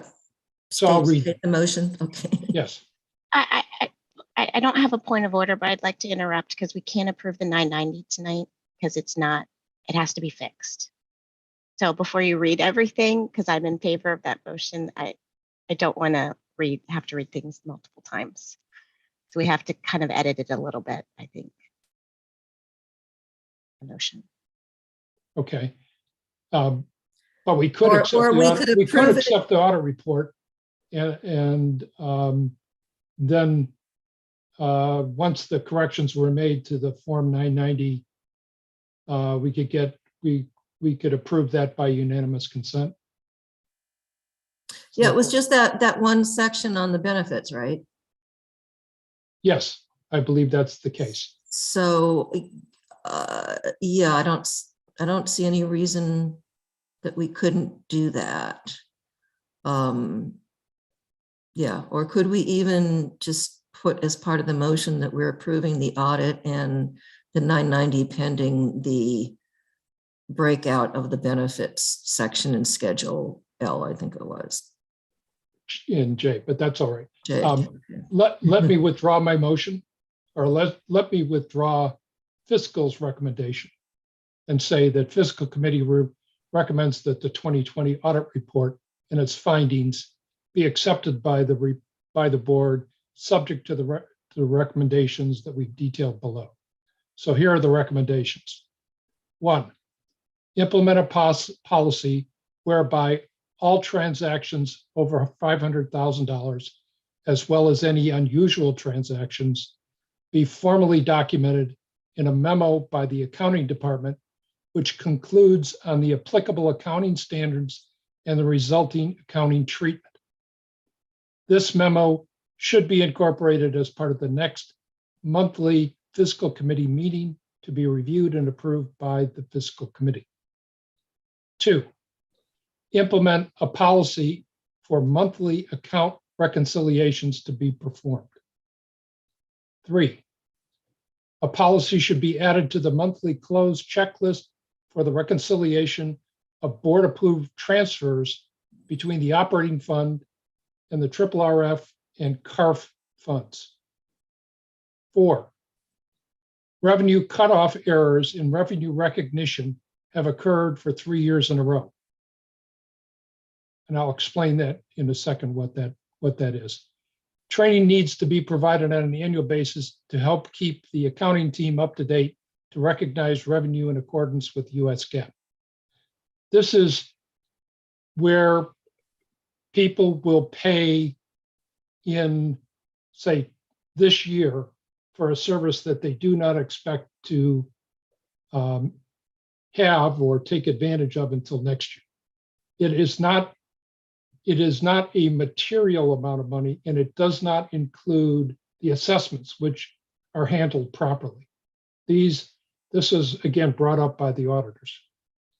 So it would be maybe for some kind of after-school program or a camp that somebody decided to pre-fund as a Christmas gift, we'll say. Number 5, the evaluation of the allowance for doubtful accounts need to be performed on a more timely basis. So those are the 5 recommendations. And the fiscal committee reviewed and discussed with both staff and the auditors, and we believe that these issues have been or will be corrected. So those are our recommendations. Are there any questions? So what is your motion, Bob? That The motion is to accept the audit report as presented, including with the recommendations that fiscal believes are appropriate changes to policy and/or procedure by staff. Those 5 issues. I'm wondering if that isn't 2 separate motions. We could certainly do it. We're approving the audit, but then we're also voting on approving fiscal's recommendations for procedural improvements. Is that Procedural and/or policy improvements. policy improvements? I mean, I'll second it because I think it can be done as one. Okay. Are there any questions or are there any discussions, any clarifications you need? Karen and then John. So Bob, as you were reading it, I may have misheard. As I'm looking at the text here out of Dropbox on recommendation number 1, it's that all transactions over $500,000. Is that the correct number? Yes. Okay, I had misheard you say something different. I wanted to verify what the intended number was. Thank you. Substantial. John? Out of the ordinary. Yes, John. You're on mute, John. I would like to hear our acting CEO's reaction to those recommendations and just whether he is in agreement with them or has some concerns about some of them. We're fine with them. I mean, as Treasurer Petrine said, we've discussed this with the finance staff. I've discussed it with Tom, and these things are either done or in motion going forward. Thank you. John, if you have the time, if you look in the audit findings, which is not the report itself, but the presentation that Ashley made, all of management's responses to each of these issues is included in that presentation. I did read it, but I wanted to have Larry say it live on screen.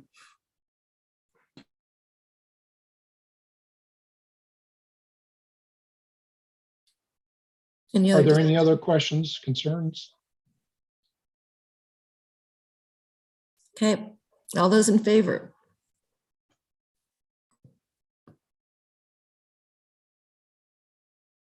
Opposed? Abstain? Aaron's abstaining.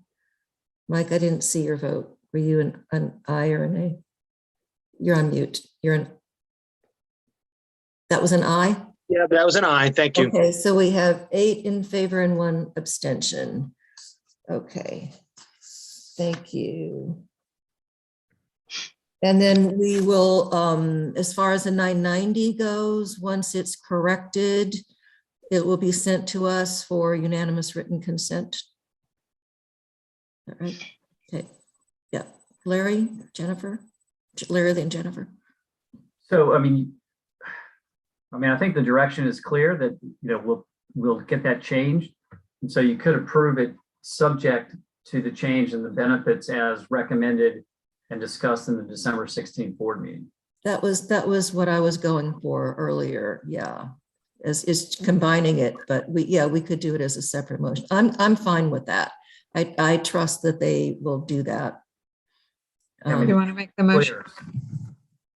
Yeah, Jennifer and Bob. Bob, you had Yes. Jennifer had her hand up next. Yeah. I believe the legal fees, and I missed asking the accountant video. I remembered about the payroll taxes and benefits, but I believe the legal fees were also lumped in and need to be separated out. So if we're going to approve it, I'd like to see both be in the motion. But either way, I would say time is of the essence. The 990 is late, and we could always be penalized, which is $20 per day, but it's several months late. So, we're racking up penalties. So if we do it outside the meeting, I just ask, even though it's the holidays, it is very important that we all vote on it. But Tom, you're still on, right? Ma'am. Okay, so do you agree with Jennifer on the legal fees portion also? Yes, ma'am. Dave Okay. Kerr just emailed me behind the scenes. There were a couple other items that needed to be broken out on specific lines. It's on the functional expense statement IX of the 990. We'll get that taken care of as well. Okay. Jennifer's referring to. So does someone want to make that motion then to approve it pending? Tom, could you help us with the motion? Because you know the sections that need to be edited, and that might be the easiest way to do it. Yeah, You said that- one is IX, and I don't know the other. IX is the statement of functional expenses on the 990 tax return. So the 401k needs to be broken out, payroll taxes and legal fees. I believe that was all. Schedule J.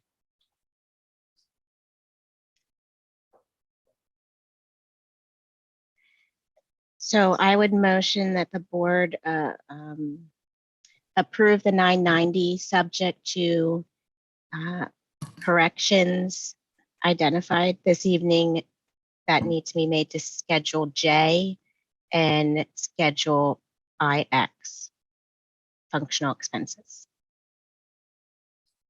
Is that a second, Bob? Second. Okay. Do we need any more discussion on this? All those in Is favor? Larry and Tom okay with it? I want to make sure I got it right. We'll get it done. Yeah, we'll get it done. I got it right then. Okay. Thank you. The section references, is that what you're asking about, Jennifer? Yeah, did I get them right? J is definitely right.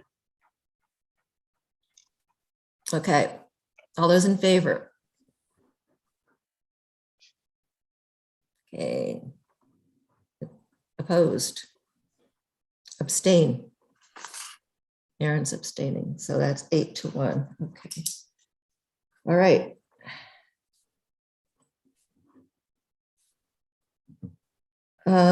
Okay, next item is the acting CEO quarterly update. And that is informational. Hopefully you'll have Yes. a chance to review some of the highlights that, a lot of staff provided to me that I included in that. I don't think there's anything real surprising in there, but it's all a lot of good stuff that each department has been working on as we wrap up 2021. So I'm happy to answer any questions, or we've got most of the staff on here if they're more targeted questions, but it's there for your review. Okay. Can I, Yes, Bob. can I make one? I'd like to compliment our volunteers. I have been on more DRB panels and board meetings than even our complete board meetings, and they are extraordinarily understanding and try to come up with the best solution possible where there is conflict, particularly among competing views on issues. And I want to compliment them just as well as staff. Just given them the sheer volume of applications that they deal with on an annual basis, it's quite extraordinary how well they do. Want to thank them very, very much. Jane Houston, Megan McCosey, Cam, and all the staff. And I'm sure I've forgotten numerous people but they are, and Mike Woods, Bruce Ramo, and all the other fellows and Karen Noel. So I that just work tirelessly. If we think we have a lot of meetings, they meet as long as we do on any given evening, three times a month. Thank you for that, Bob.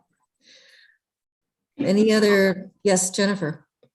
I just wanted to say, Larry, I really like the format of this report. I know it's the first one that you presented to us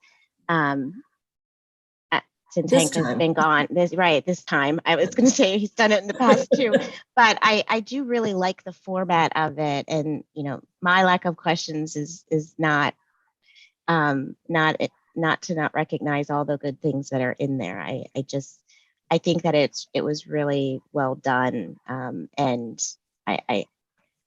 I think that it also heralds a lot of things that that staff do direct, to the membership. This is something that is now in a packet that all the members can see, all the good things that the RA staff have been working on. So I really like the format. The only thing that I would say is it may be adding a slide onto like a future outlook. Like what should we be, looking at over the next between now and the next time a report like this would be given, that I think would kind of future focus the board on celebrating not only what we have done, but looking towards what we might be on, what staff might be undertaking the next few months. So thank you for putting it together. Okay. Thank you for your comments. Thank you. Thank you, Jennifer. Okay, if there's nothing else for Larry, we're moving on to item M, board and operation. Outstanding item L, outstanding board motion summary, January 2020 to October 2021. So you all have that in your packet. Yep. I think there was a really detailed one also put in the Dropbox, but it's really there if you all have questions about it. I wasn't meaning to walk through these. I think it's pretty self-explanatory, but I and others, I'm not responsible for all of them, but ultimately, I guess I'd entertain any questions on any of those that you have. I would like to just add here, since one of the outstanding motions, as Larry and I have talked about this a couple of times, was made by me back in July of 2023.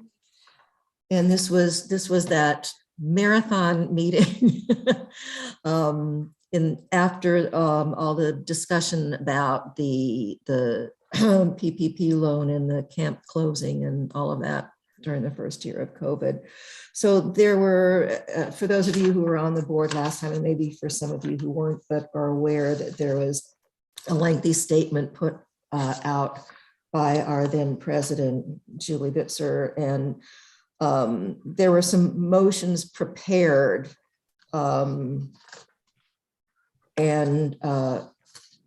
for the board to make at that meeting. And so the one that I made, and I think Tom seconded, if I'm not mistaken, was move to direct that the BOD and CEO establish a periodic review of our business processes and controls to continue to refine our operations. And I was having to research this because I couldn't remember, that's a pretty vague, and I couldn't remember exactly what the intent was with that.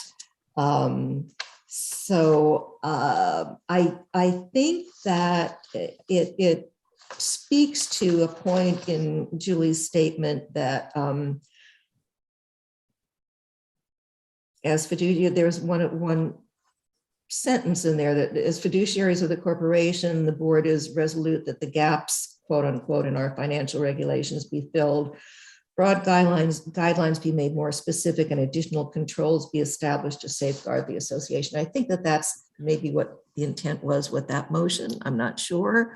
I think that since in the past year and a half, a lot has been done toward making our business processes and controls stronger.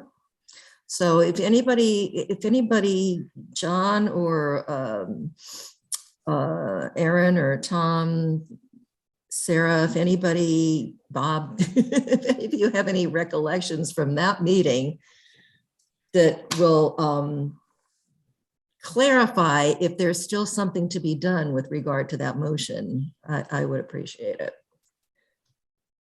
Because Larry and I have discussed.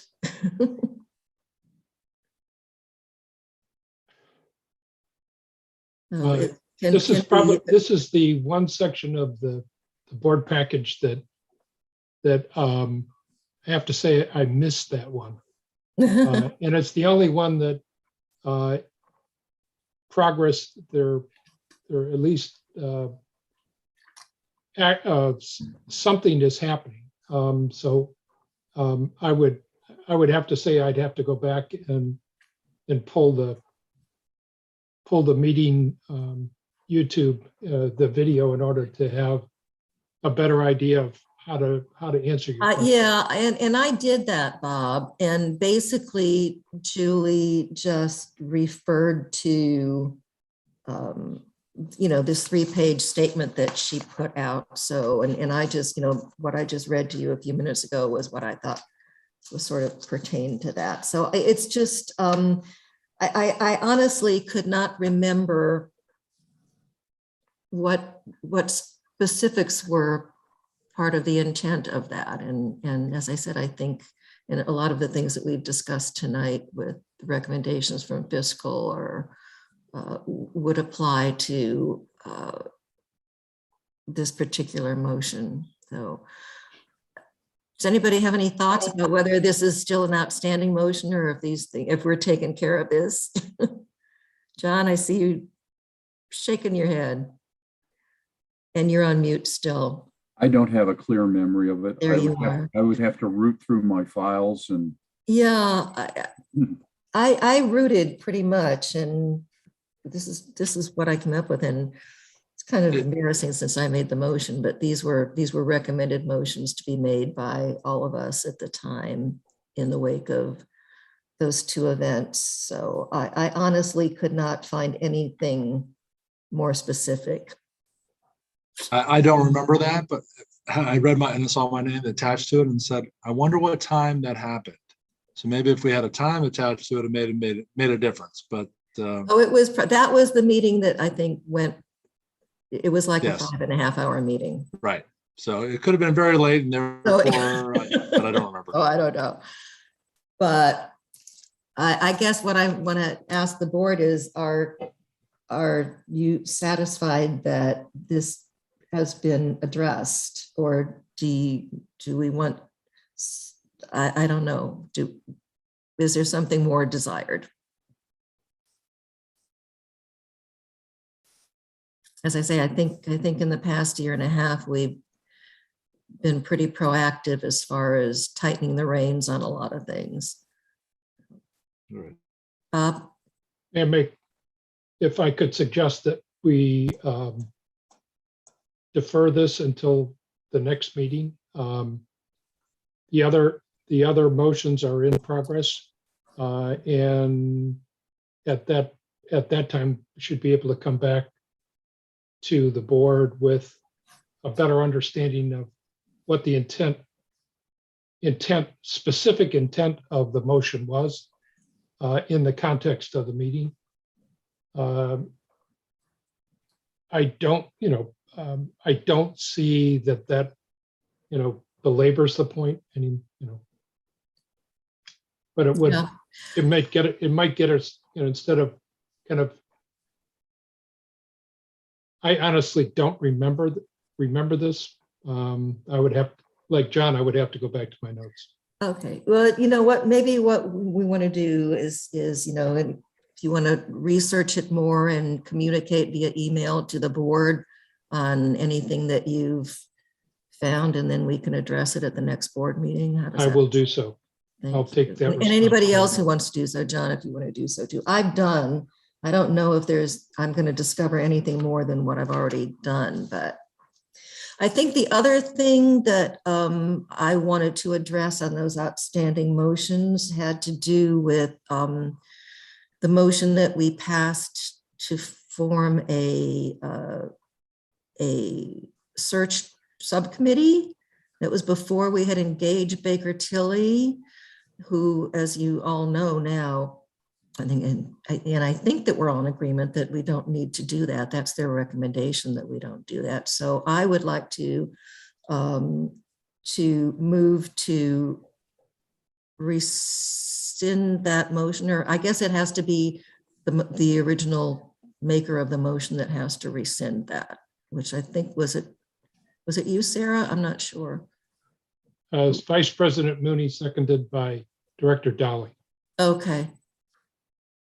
You're on mute again, John. Trying to protect you from my coughing. I move to rescind that motion that I made way back then. Thank you. And I will second. Any discussion on that? All those in favor? Okay, nobody opposed. That was unanimous. Thank you.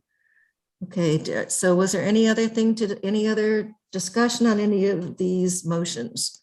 Sharon, Yes. the IT report, now that we have the IT committee, can we release the report? That's the only piece that's pending on that. Aaron or Larry, I would look to you to respond to that. I would ask general counsel to comment on that. I'm trying to look for the specific motion here.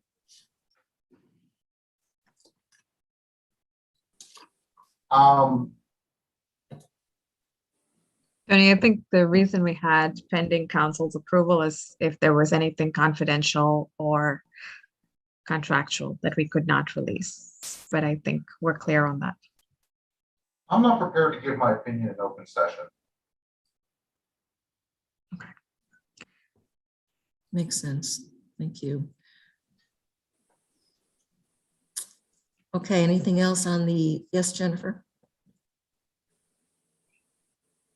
I think that in general, we need a way to make sure that motions get done, whether, and I think as a board, we need to discuss how do we want to make sure that motions get done. I mean, just listening to the conversation about the motion that was done over a year and almost a half from now, and the reason that, we can't resolve it tonight is because we can't even remember what the details were. Like Karen, you said you had to go and research.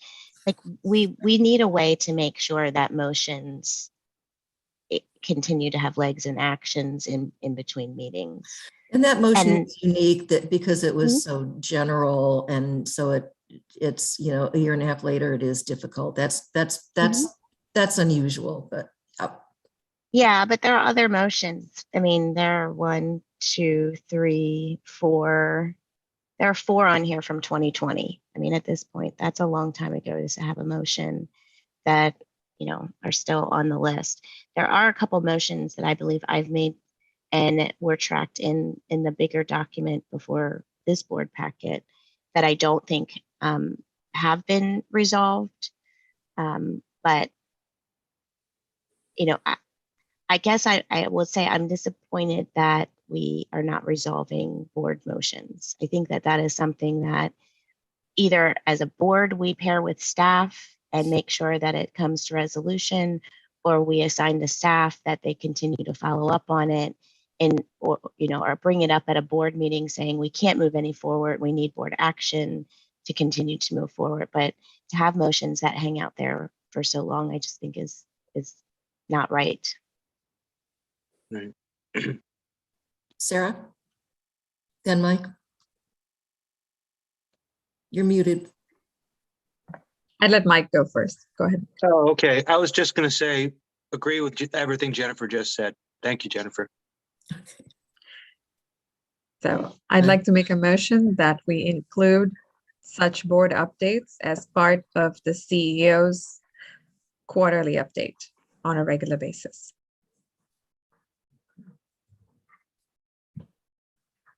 If there's a second. I'll second that. Thank you. Discussion? Bob and then Aaron? Yeah, I think that will handle identification of open issues, but it still won't get us to how to resolve them. And I think we probably need to think about how we move these things forward to a decision or rescission, so that action is taken and we, as Jennifer said, get these things acted upon.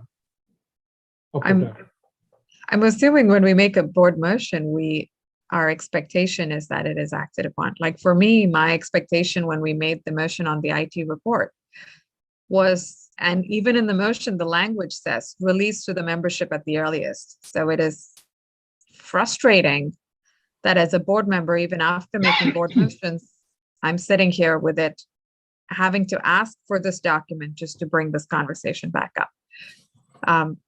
So I hear you, Bob. I don't have an answer to how to get these done, but at the bare minimum, I'm hoping we can track it by having this document and having this conversation on a regular basis. Aaron? I think motions similar to the one that's currently on the table are the reason, or at least a contributing factor to some of these problems. Discussion points and motions that were not deliberated on and put on the regular agenda and planned and reasonably thought about by most of the board members, but presented ad hoc as the meeting progresses, are not well planned and are sometimes not possible to execute. I would suspect that the majority of these 14 motions that we see in this document are in the same category. They were surprise motions brought up in a meeting and then voted on in that way without really being thought through. So I will not be supporting this one because I think it will just end up on this list.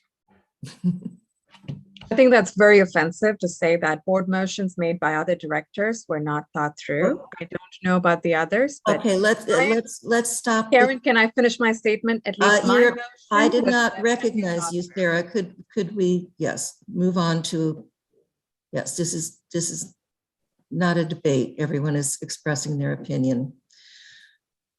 Okay, any other comments? Yes, Tim. I have some sympathy for the comments by Director Webb.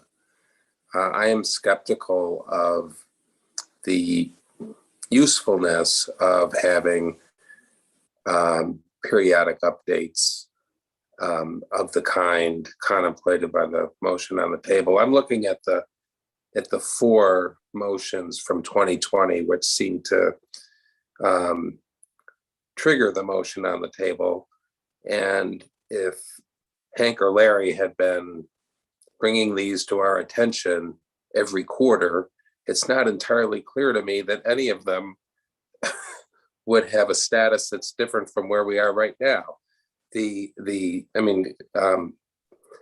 Madam President, you can speak to the Hunter's Woods ball field, but my sense is that some of these things take some time. The fact that this motion was made in June of 2020 and RA staff is undertaking various activities to move it forward doesn't give me a great deal of heartburn, and I'm not sure how that one in particular would have benefited from having more paperwork requirements and more reporting requirements.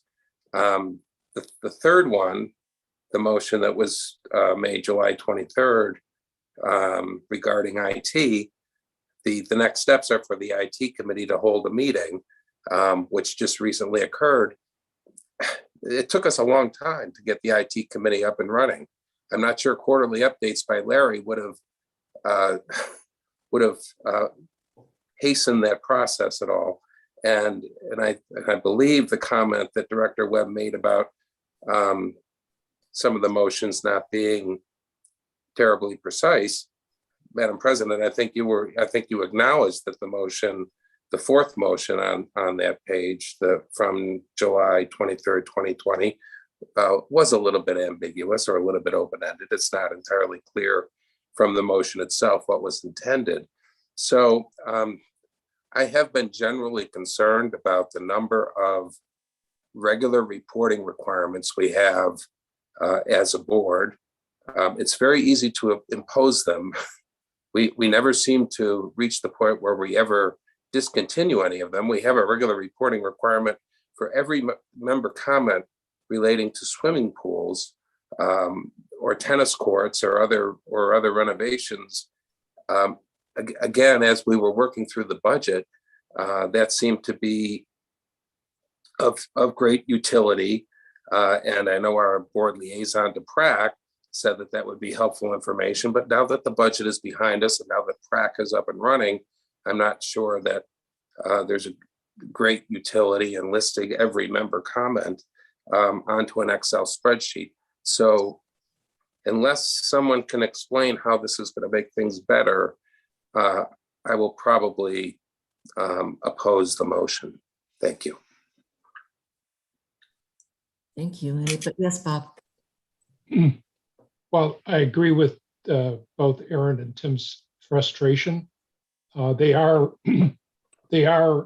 motions that were adopted, and we either have to act on them or rescind them. I think I think the whole idea is to clear the plate. And and I don't think it's inappropriate. I think it's one of those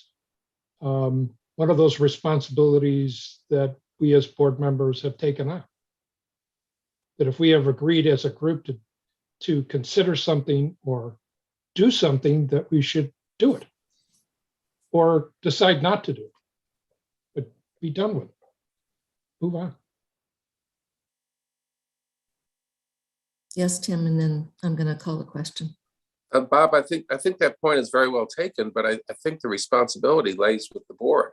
This is an obligation that should be imposed on the board secretary, not on the acting CEO. I mean, the dynamic of this conversation is the board is requiring certain activities to take place, and RA staff is failing to meet its obligations. And I don't see that at all in this list of pending motions. If we want a reminder as a board regarding what motions are still pending, that's something that we can do as a board through our secretary. I'm not sure that the acting CEO needs to take on that responsibility. Thank you. Yes, Jennifer, and then that's it. I'm going to call the question. I think it's really important that as a board, if we pass motions, that it's our job to support those motions that do pass, regardless whether we agree with them or not. And that until we're willing to do that as a board, we're going to continue to suffer the consequences and not move the association forward. And I think we should all think about that. As the current secretary and Christina, if that is, something that you would like the secretary to do, I am happy to be the tracker of motions, as long as you're willing to put a standing agenda item on the board agenda to make sure that we continue to discuss them. But prime example, there's one on there that I asked for, and it has a deadline of August 18th, and I still haven't gotten the answers to those.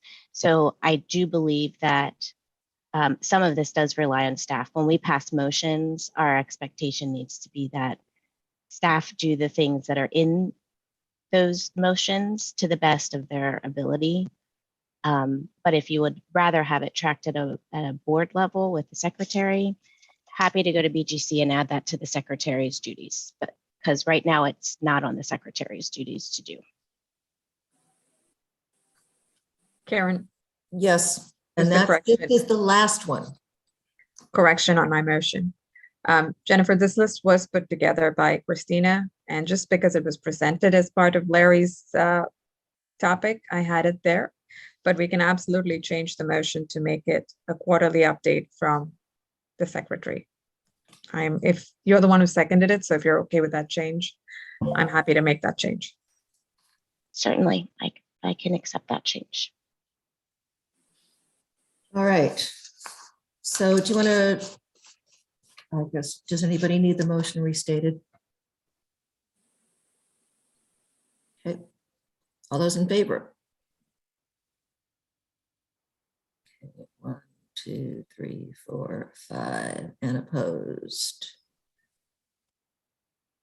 I guess that was 6 in favor. Did I miss somebody? Okay, the motion carries.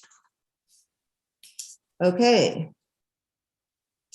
On to item M, Board and Operations Resolution 14, and we have a member comment from Mr. Flashman.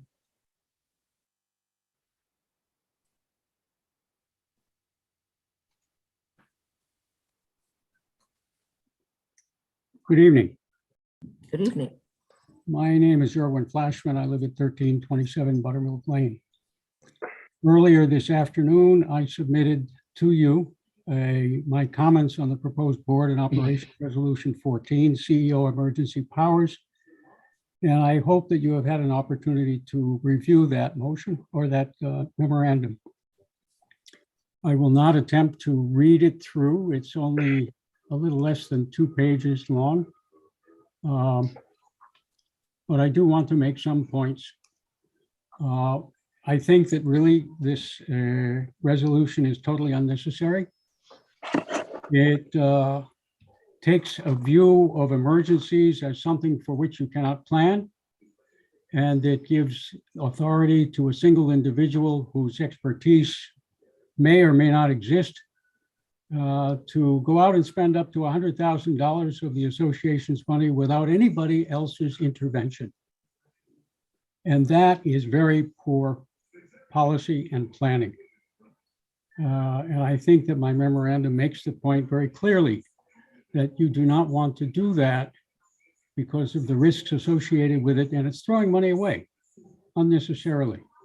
The money could be spent better on planning for emergencies that you can understand will happen, and fortifying those things that are weak and preparing how you will deal with those emergencies instead of waiting for them to happen and then suddenly saying, oh my goodness, I have to do something.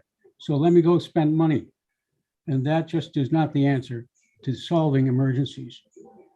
Additionally, one of the suggestions is that you suspend the purchasing and procurement rules, which is an open invitation to mismanagement of funds, misappropriation of funds, misuse of funds, or even, as was mentioned earlier this evening, the possibility of fraud by your auditors.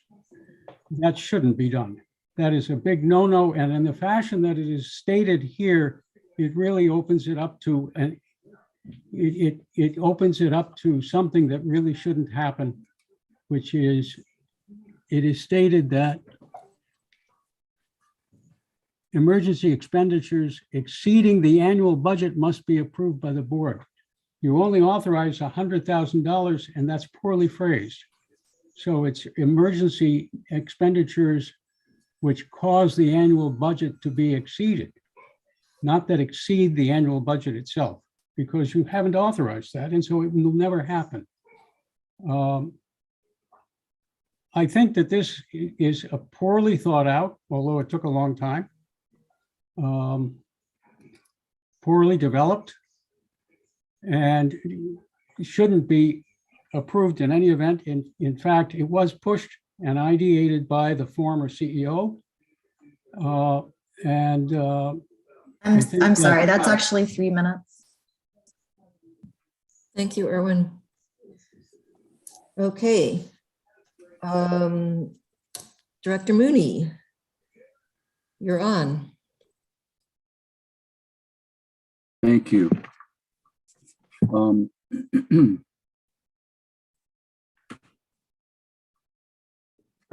Let me make some general statements, and then I would like to respond to some of the points that Mr. Flashman has made. First of all,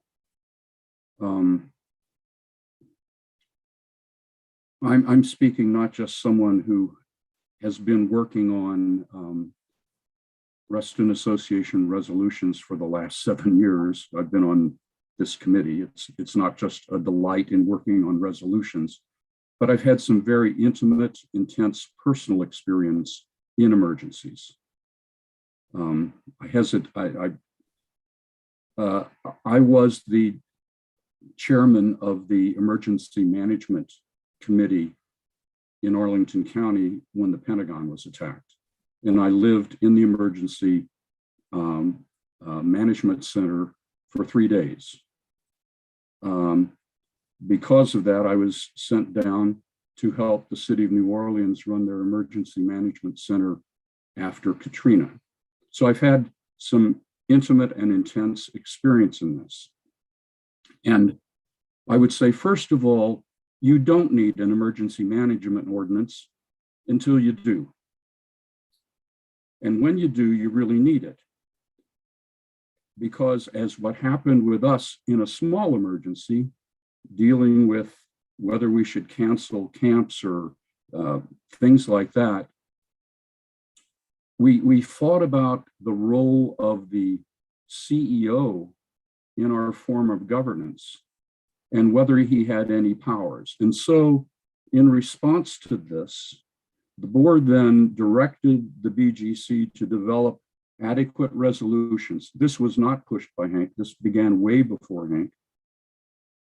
And Bob Petrine helped formulate these rules, these things that they wanted BGC to come up with.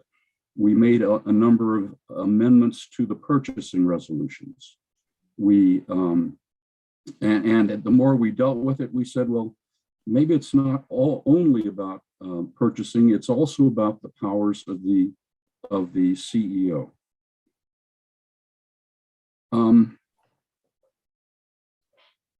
Secondly,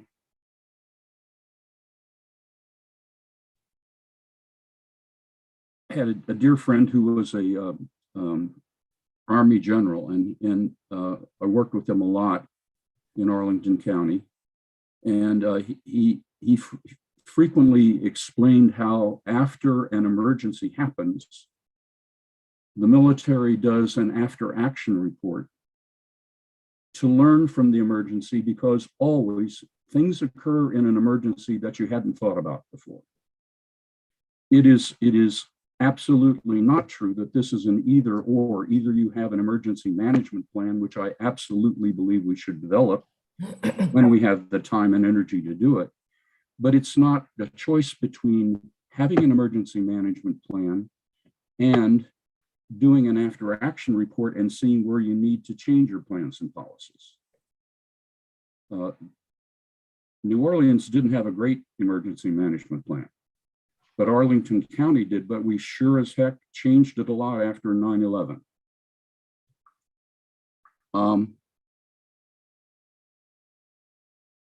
Again, I think the necessity is that it became very clear to us as we looked at this from all different angles. And again, I want to say this was not pushed by the CEO. This was pushed by the board for us to address these issues that became such a painful controversy in the early months of COVID.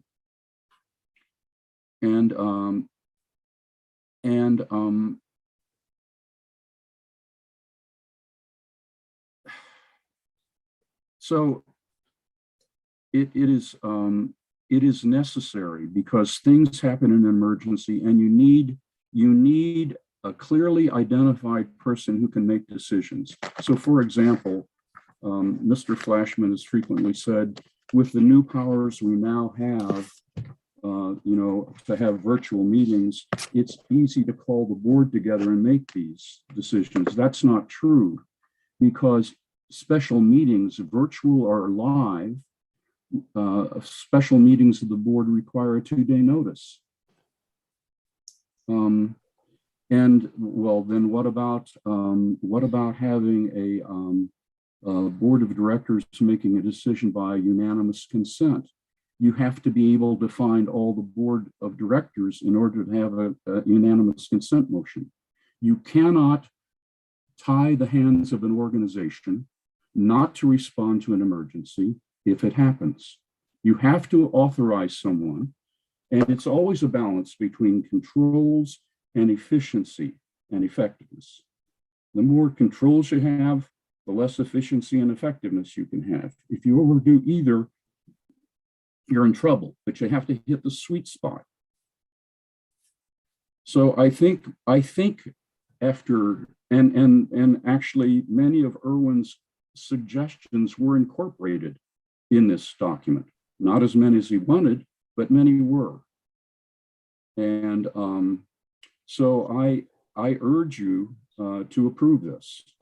And as far as the spending up to 100,000 without approval, that can already be done up to $50,000, I believe, without board approval. Yes. So it's only when you hit the $50,000 threshold that you need board approval. So we're talking about a differential of 50,000, and the idea that this opens the door to fraud, I think it is a prudent balancing of controls and effectiveness. So I would urge you, my colleagues, to pass this, to approve this resolution. Thank you, John. I will make the motion to accept Board and Operations Resolution 14, CEO Emergency Powers as presented. Is there a second? Second. I think Tom's hand went up first. Thank you, Tom. Discussion. Tim. You're muted. Tim, you're on mute. Thank you.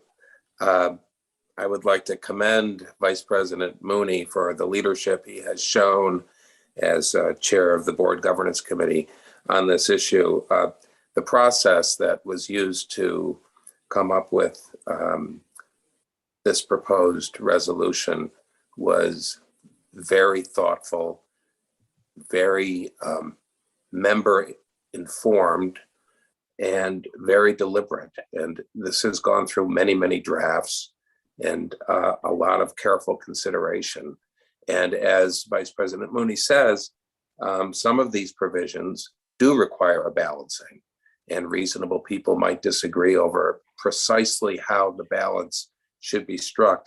But we need this resolution. We need this resolution because it's impossible to anticipate not only when the next emergency is going to come, but what it's going to look like. No one could have anticipated 9/11. No one could have anticipated COVID, and we don't know what the next emergency is going to be.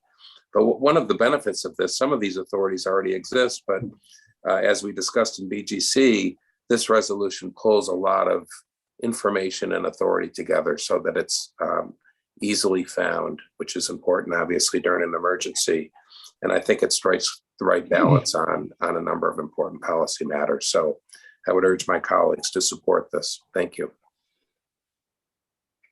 Tim, I'd also like to commend BGC for the work that has been done on this. It started last year and has continued. And I know John was on BGC with me last year. And I feel really good that it's finally coming to us for a vote tonight. So I am going to support it. Any other discussion? Okay, all those in favor? 1, 2, 3, 4, 5, 6. And opposed? 1, 2, 3. Motion carries. Okay.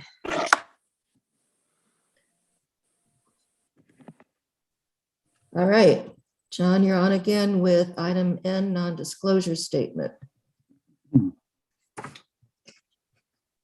Let me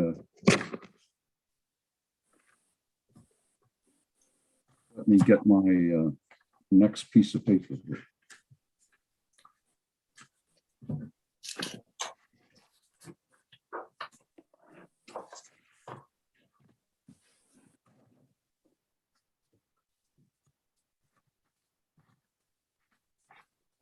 So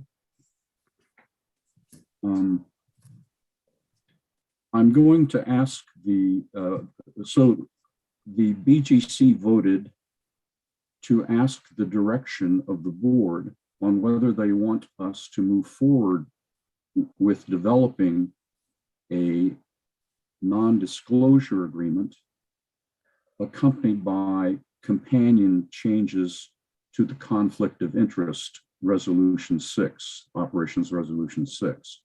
However, I'm going to give this public presentation, but I've asked our general counsel to give us legal counsel on some aspects of this in the executive session we'll be having in a few minutes, and then voting on it only after we come out of that executive session. The basic issues are that historically this arose when we started talking about having an IT committee and what kind of sensitive IT information, IT security information the committee members might have. And so Hank sent me an email urging us to consider a non-disclosure agreement, not just for IT, but he suggested also including PRAC, because PRAC is frequently privy to engineering estimates prior to the award of actual contracts. And by talking about engineering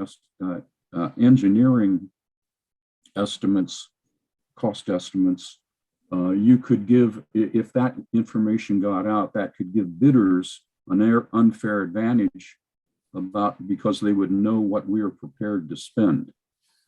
And then that further became expanded to, well, perhaps we should have, pardon me, it was first of all fiscal, and then PRAC. And then the BGC discussed it, and they said, well, we think that we also as board directors should have non-disclosure agreements, and the senior executive, the senior leadership team also. So those were the ideas floated about.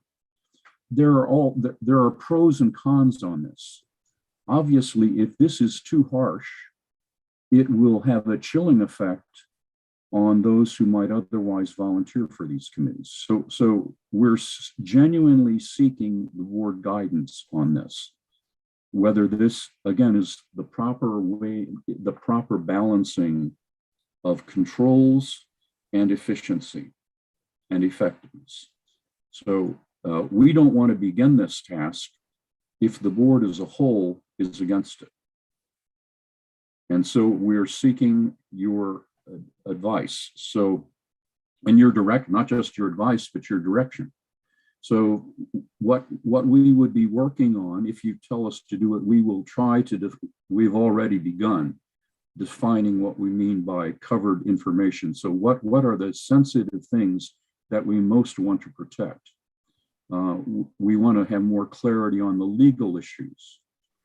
We want to talk about what kind of enforcement provisions we should have. And of course, we want you to give us direction in who the covered officials should be. So those are the parameters of the question. And again, it's a balancing act. Adequate controls to protect the interests of Reston Association, but controls that do not make us inefficient or ineffective. So I'll leave it at that and be happy to answer any questions, and my colleagues on the BGC can join in and answering questions too. Thank you. Sarah, your hand went up.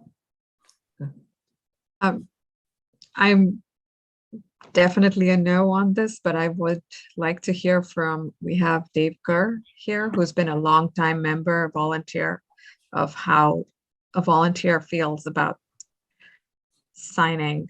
We're already struggling getting volunteers on a lot of our committees. And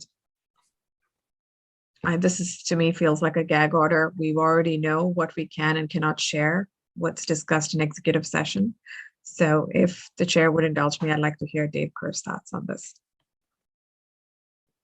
Dave, are you willing to speak to this? No. Or, oh, no?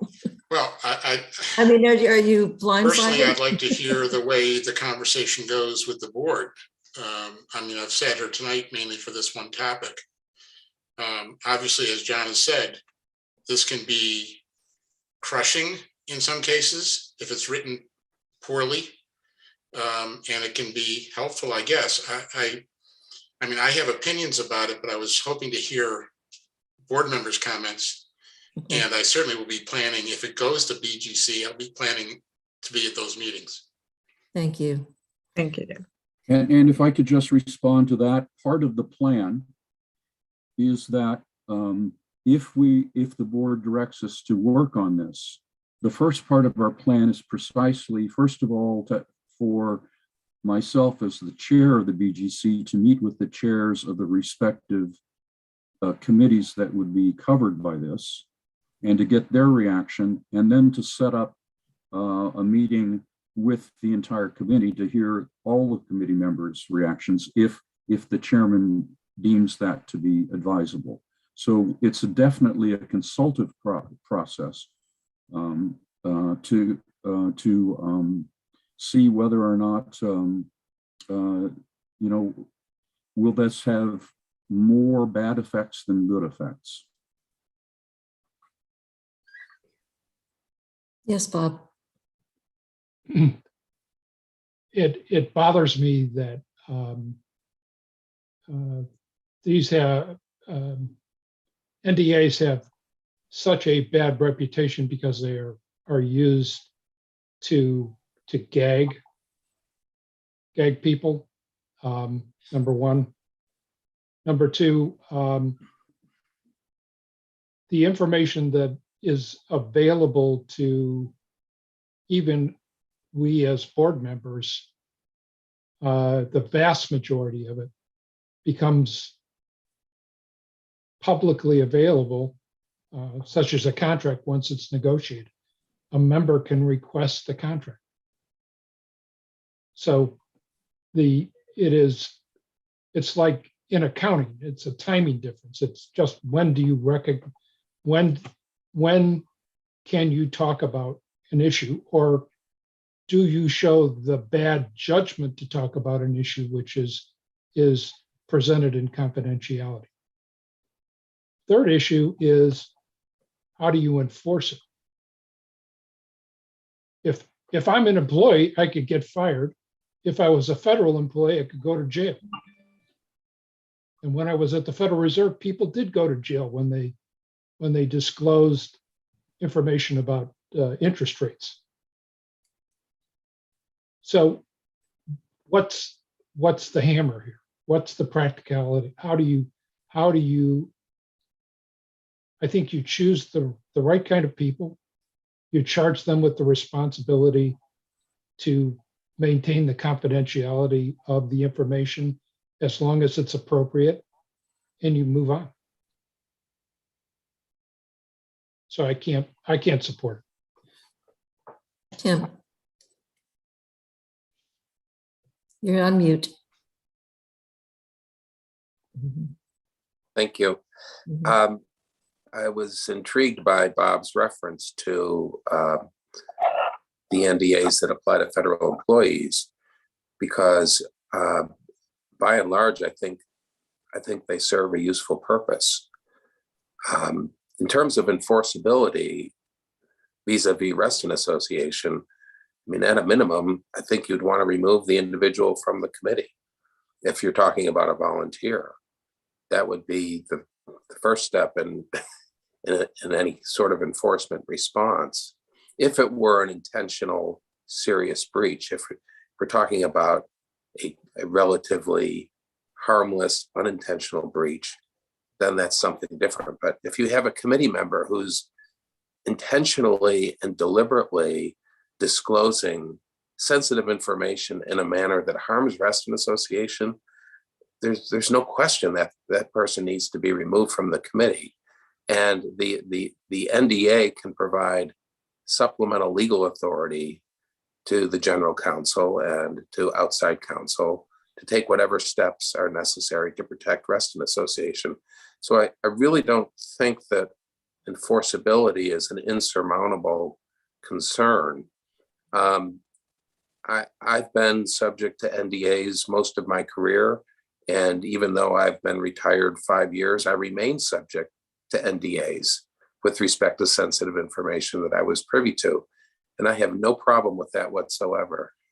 And if we're going to deter people from volunteering for our committees because they're unwilling to make a commitment not to share sensitive information, I'm not sure we want those people on the committees. Absolutely, the devil is always in the detail, and we want to make sure that these NDAs are written fairly. We want to make sure that they're not abused. But I think that what BGC is looking for from the board, as Vice President Mooney said, we're looking for guidance as to whether to go forward with this or not. We're not even at the stage of deciding what goes into the NDA. Do you simply want us to go forward? And in my view, I think an NDA for our volunteers for certain committees privy to sensitive information and for the board would be in the best interest of Reston Association. Thank you. Any other comments? Mike?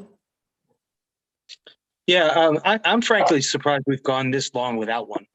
I mean, I can see a little bit of the intimidation. That's not the right word. The bureaucratic factor of having volunteers sign on to this. But I think, as Tim said, if they're not willing to do that, then we really shouldn't have them as volunteers in the first place. So I support the initiative. Karen? So in my professional career, we actually find non-disclosure agreements liberating in interactions between other companies. And especially it's very handy as a vernacular to tag specific pieces of information. So I've got suppliers that I work with, and they will contact me and say, hey, under NDA, I can share with you that such and such and such. And it actually fosters sharing between the two, and it lets us both identify this subject that we're talking about is a sensitive subject, not for public consumption. And so, although getting into it, you've got to get through the document. If it's a well-written document, that's not too hard of a hurdle to get over. And I think it actually streamlines sharing between staff and committees. where staff can show up and say, hey, I can share this under NDA with a committee member, and then both of them know that, this is protected information, whereas that's not. So there is an aspect where these sorts of things can be enabling. Thank you.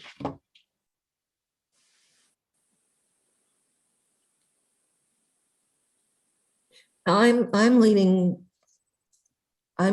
towards asking BGC to continue working on this, to see where it goes. I know what we went through with, trying to do a code of conduct and dealing with enforceability issues on that, and you might get stuck in that same mire with this. But I think it would be a good thing to do, to require, and I agree with what's already been said by a couple of my colleagues here, that if it's going to deter someone from wanting to volunteer for a committee, that's a red flag to me about that person. So I would be in favor of asking BGC to continue with this.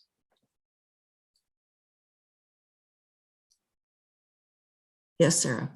Just to clarify, John, we're not voting on this till we hear Tony's opinion, correct? That is my recommendation. Thank you.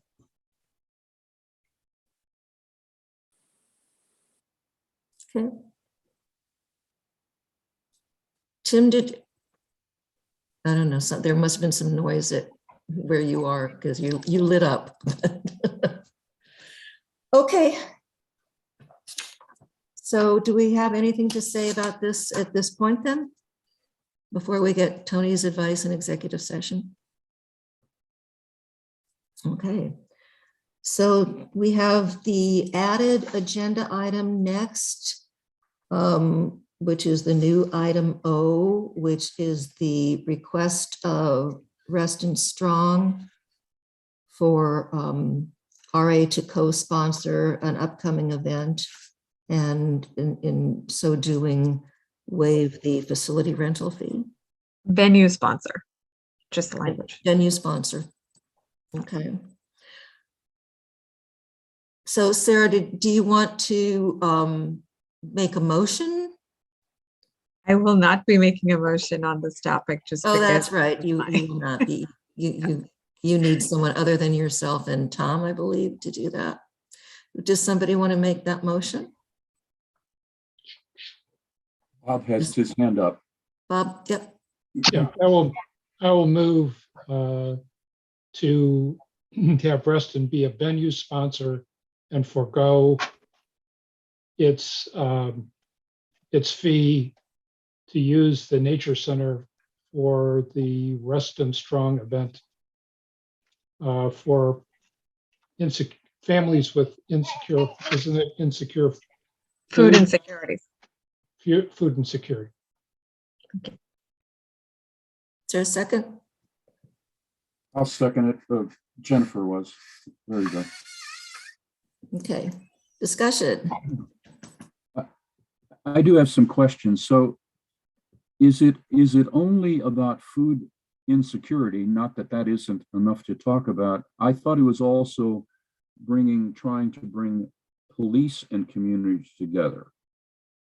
The Reston Station has agreed to participate. They're partnering with us, and that's why there's still a question of the timing we're going back and forth on. And they're bringing one of their retired officers, has a $4,000 Santa suit, which they're very proud of. And he has a 1-hour makeup he goes through. So yes, it will be an opportunity for these low-income and food insecure families to also interact with the police. So long-term, we're hoping it will build that community relationships with the officers.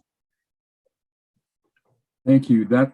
Both of those things I think are very valuable for us to help enhance community police relations is so fundamental in a community.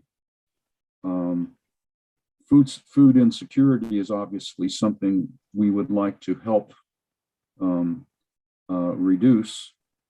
So that's always worthwhile, but that was done in the Thanksgiving, in a one instance way with the Thanksgiving drive. But to actually foster this this interaction, this positive interaction for some goal for the community, to foster that relationship between the police and those parts of our community who frequently don't participate in that sort of thing, I think is a wonderful thing. Thank you. Any other discussion? Tim? Could someone remind me how much money we're talking about in terms of waiving the fee? I think Larry has the answer to that. I think it's about $550.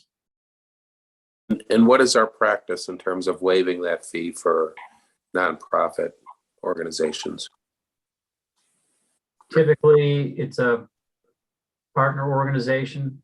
We have a seat on the chamber board, so we often host their board meetings at the conference center, as an example, or with Cornerstones. We do it occasionally.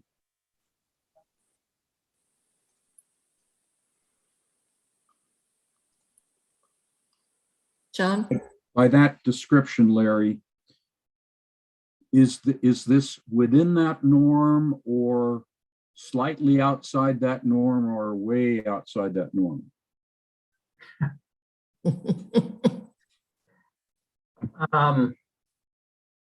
I would say it's slightly outside that norm.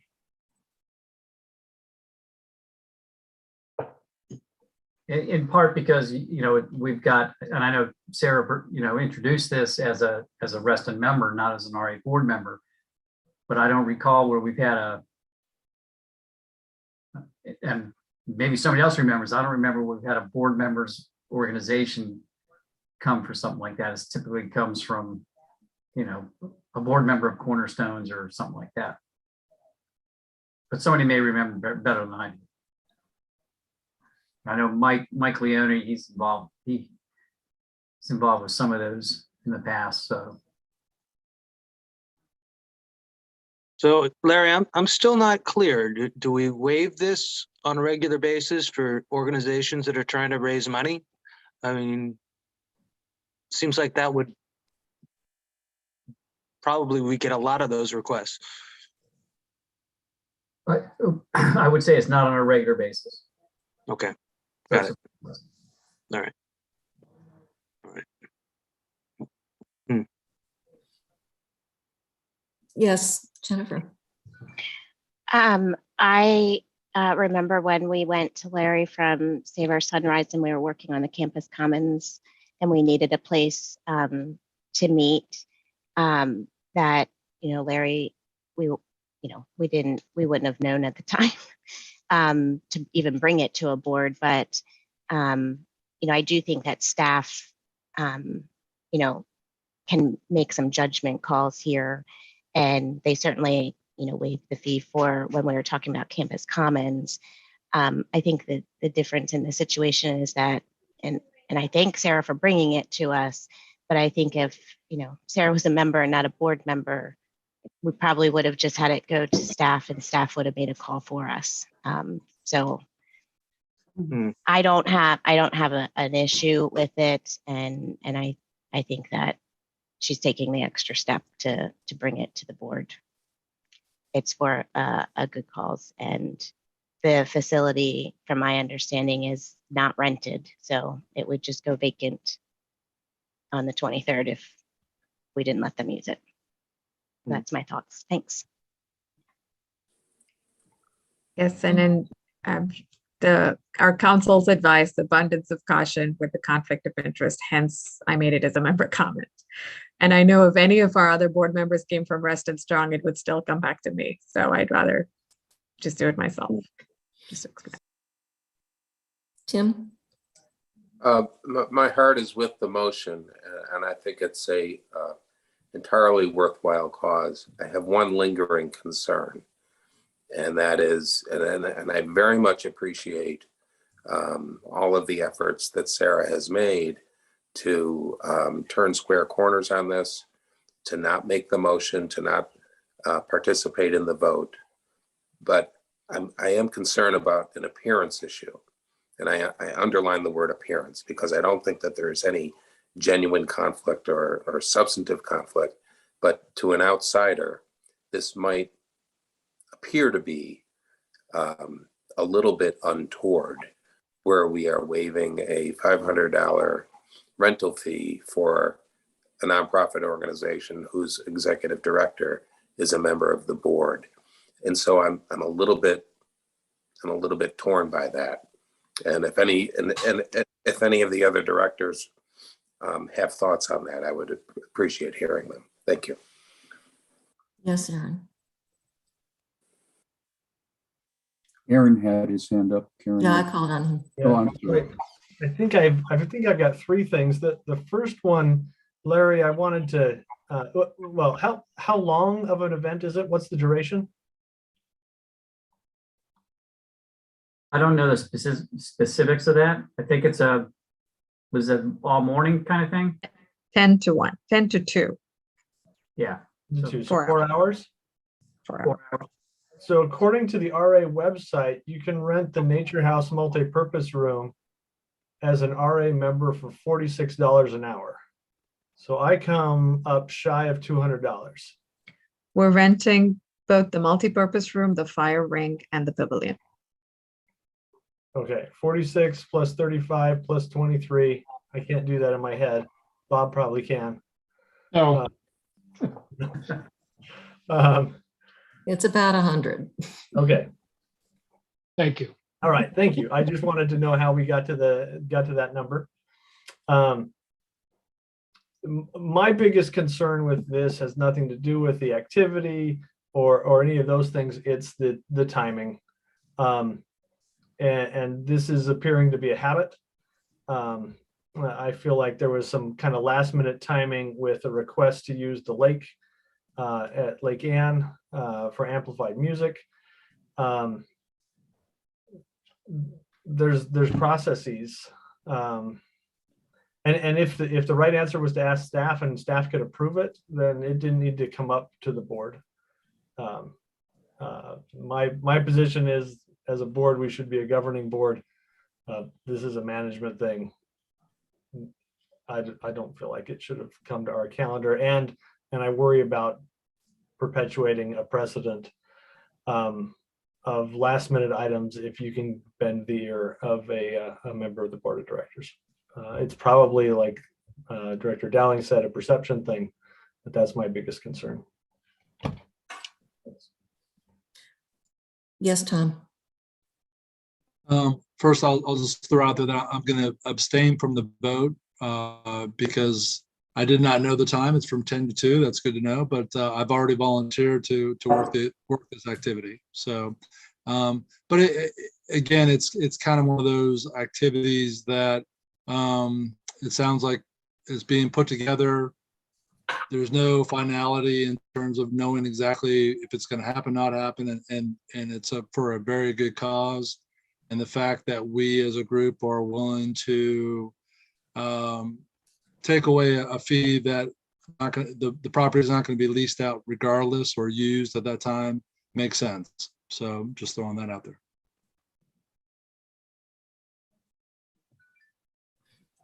Thank you. Any other comments before we take the vote? Okay, all those in favor? 1, 2, 3, 4. All those opposed? 1, 2, and 2 abstain. 3, 4, and 3 abstain. 3 abstain. Okay. So where are we? We had 3 abstain. Motion fails. Okay. Okay. All right. I would like to make a motion that we adjourn into executive session to discuss contractual matters, consultation with counsel, and personnel matters. Is there a second? Okay. All those in favor? Okay. Anybody opposed? All right.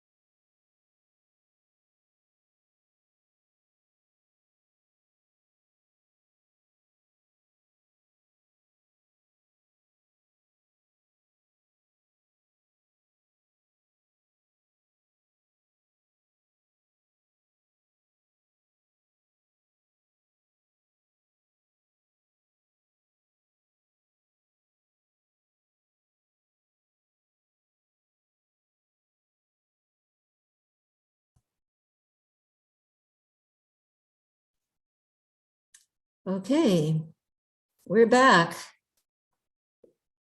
Thank you to whoever is still here. All right, I move that the Reston Association Board of Directors certifies to the best of each member's knowledge that only those matters appropriate for executive session of a personnel, contractual or contractual nature and to consult with counsel were discussed or considered by the board during executive session. Do I have a second? Thank you, John. All those in favor? Aye. Aye. Anybody opposed? Yes, okay. I move to ratify and approve the personnel decision reached in executive session. Second, John, thank you. All those in favor? Aye. Aye. Opposed? Motion carries. I move to ratify and approve the decisions reached in executive session to extend the meeting time to 11:30 and 11:45. Second. Thank you. All those in favor? Aye. Aye. Opposed? Nay. Thank you, Tim. Okay, motion carries. Okay.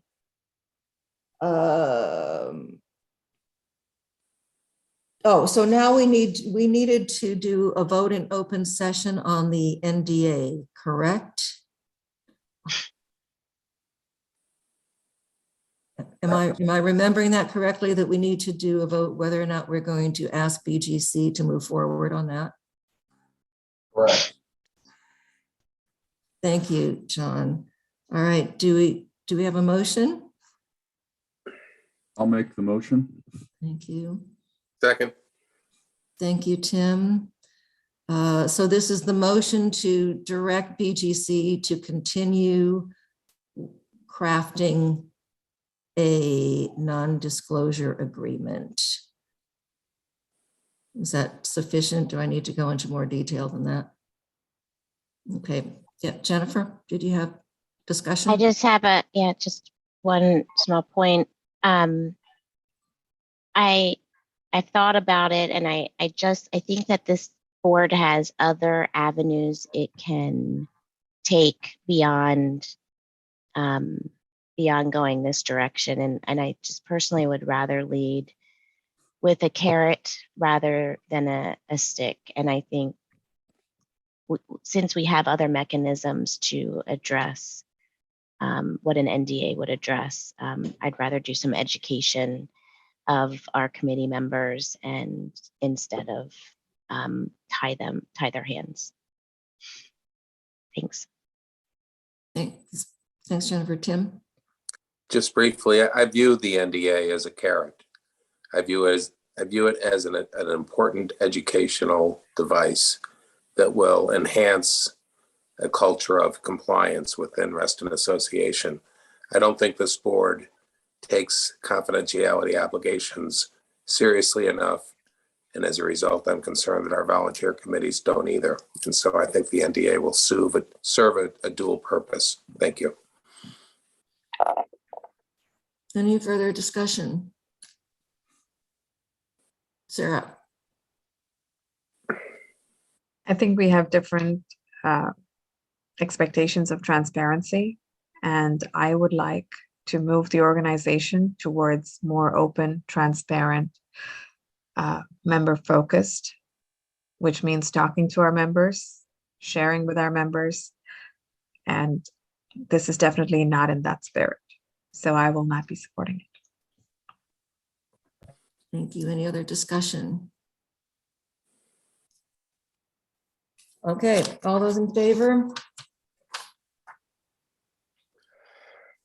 1, 2, 3, 4. Mike, are you there? 5 in favor and opposed. Nay. 1, 2, 3, 4 opposed. So the motion carries. Okay, BGC, have fun. All right, I think that covers everything. Have I missed anything that we needed to wrap up before we adjourn? I'd like to make a motion to adjourn and wish everyone a happy holiday season. I'll second that. All those in favor? Aye. Aye. Aye. Happy holidays. Happy holidays. See you hopefully Ho, not ho, till ho. next year. Thank you, everybody. Bye now. Good night. Thank you, Karen. Good night. So much. Good night.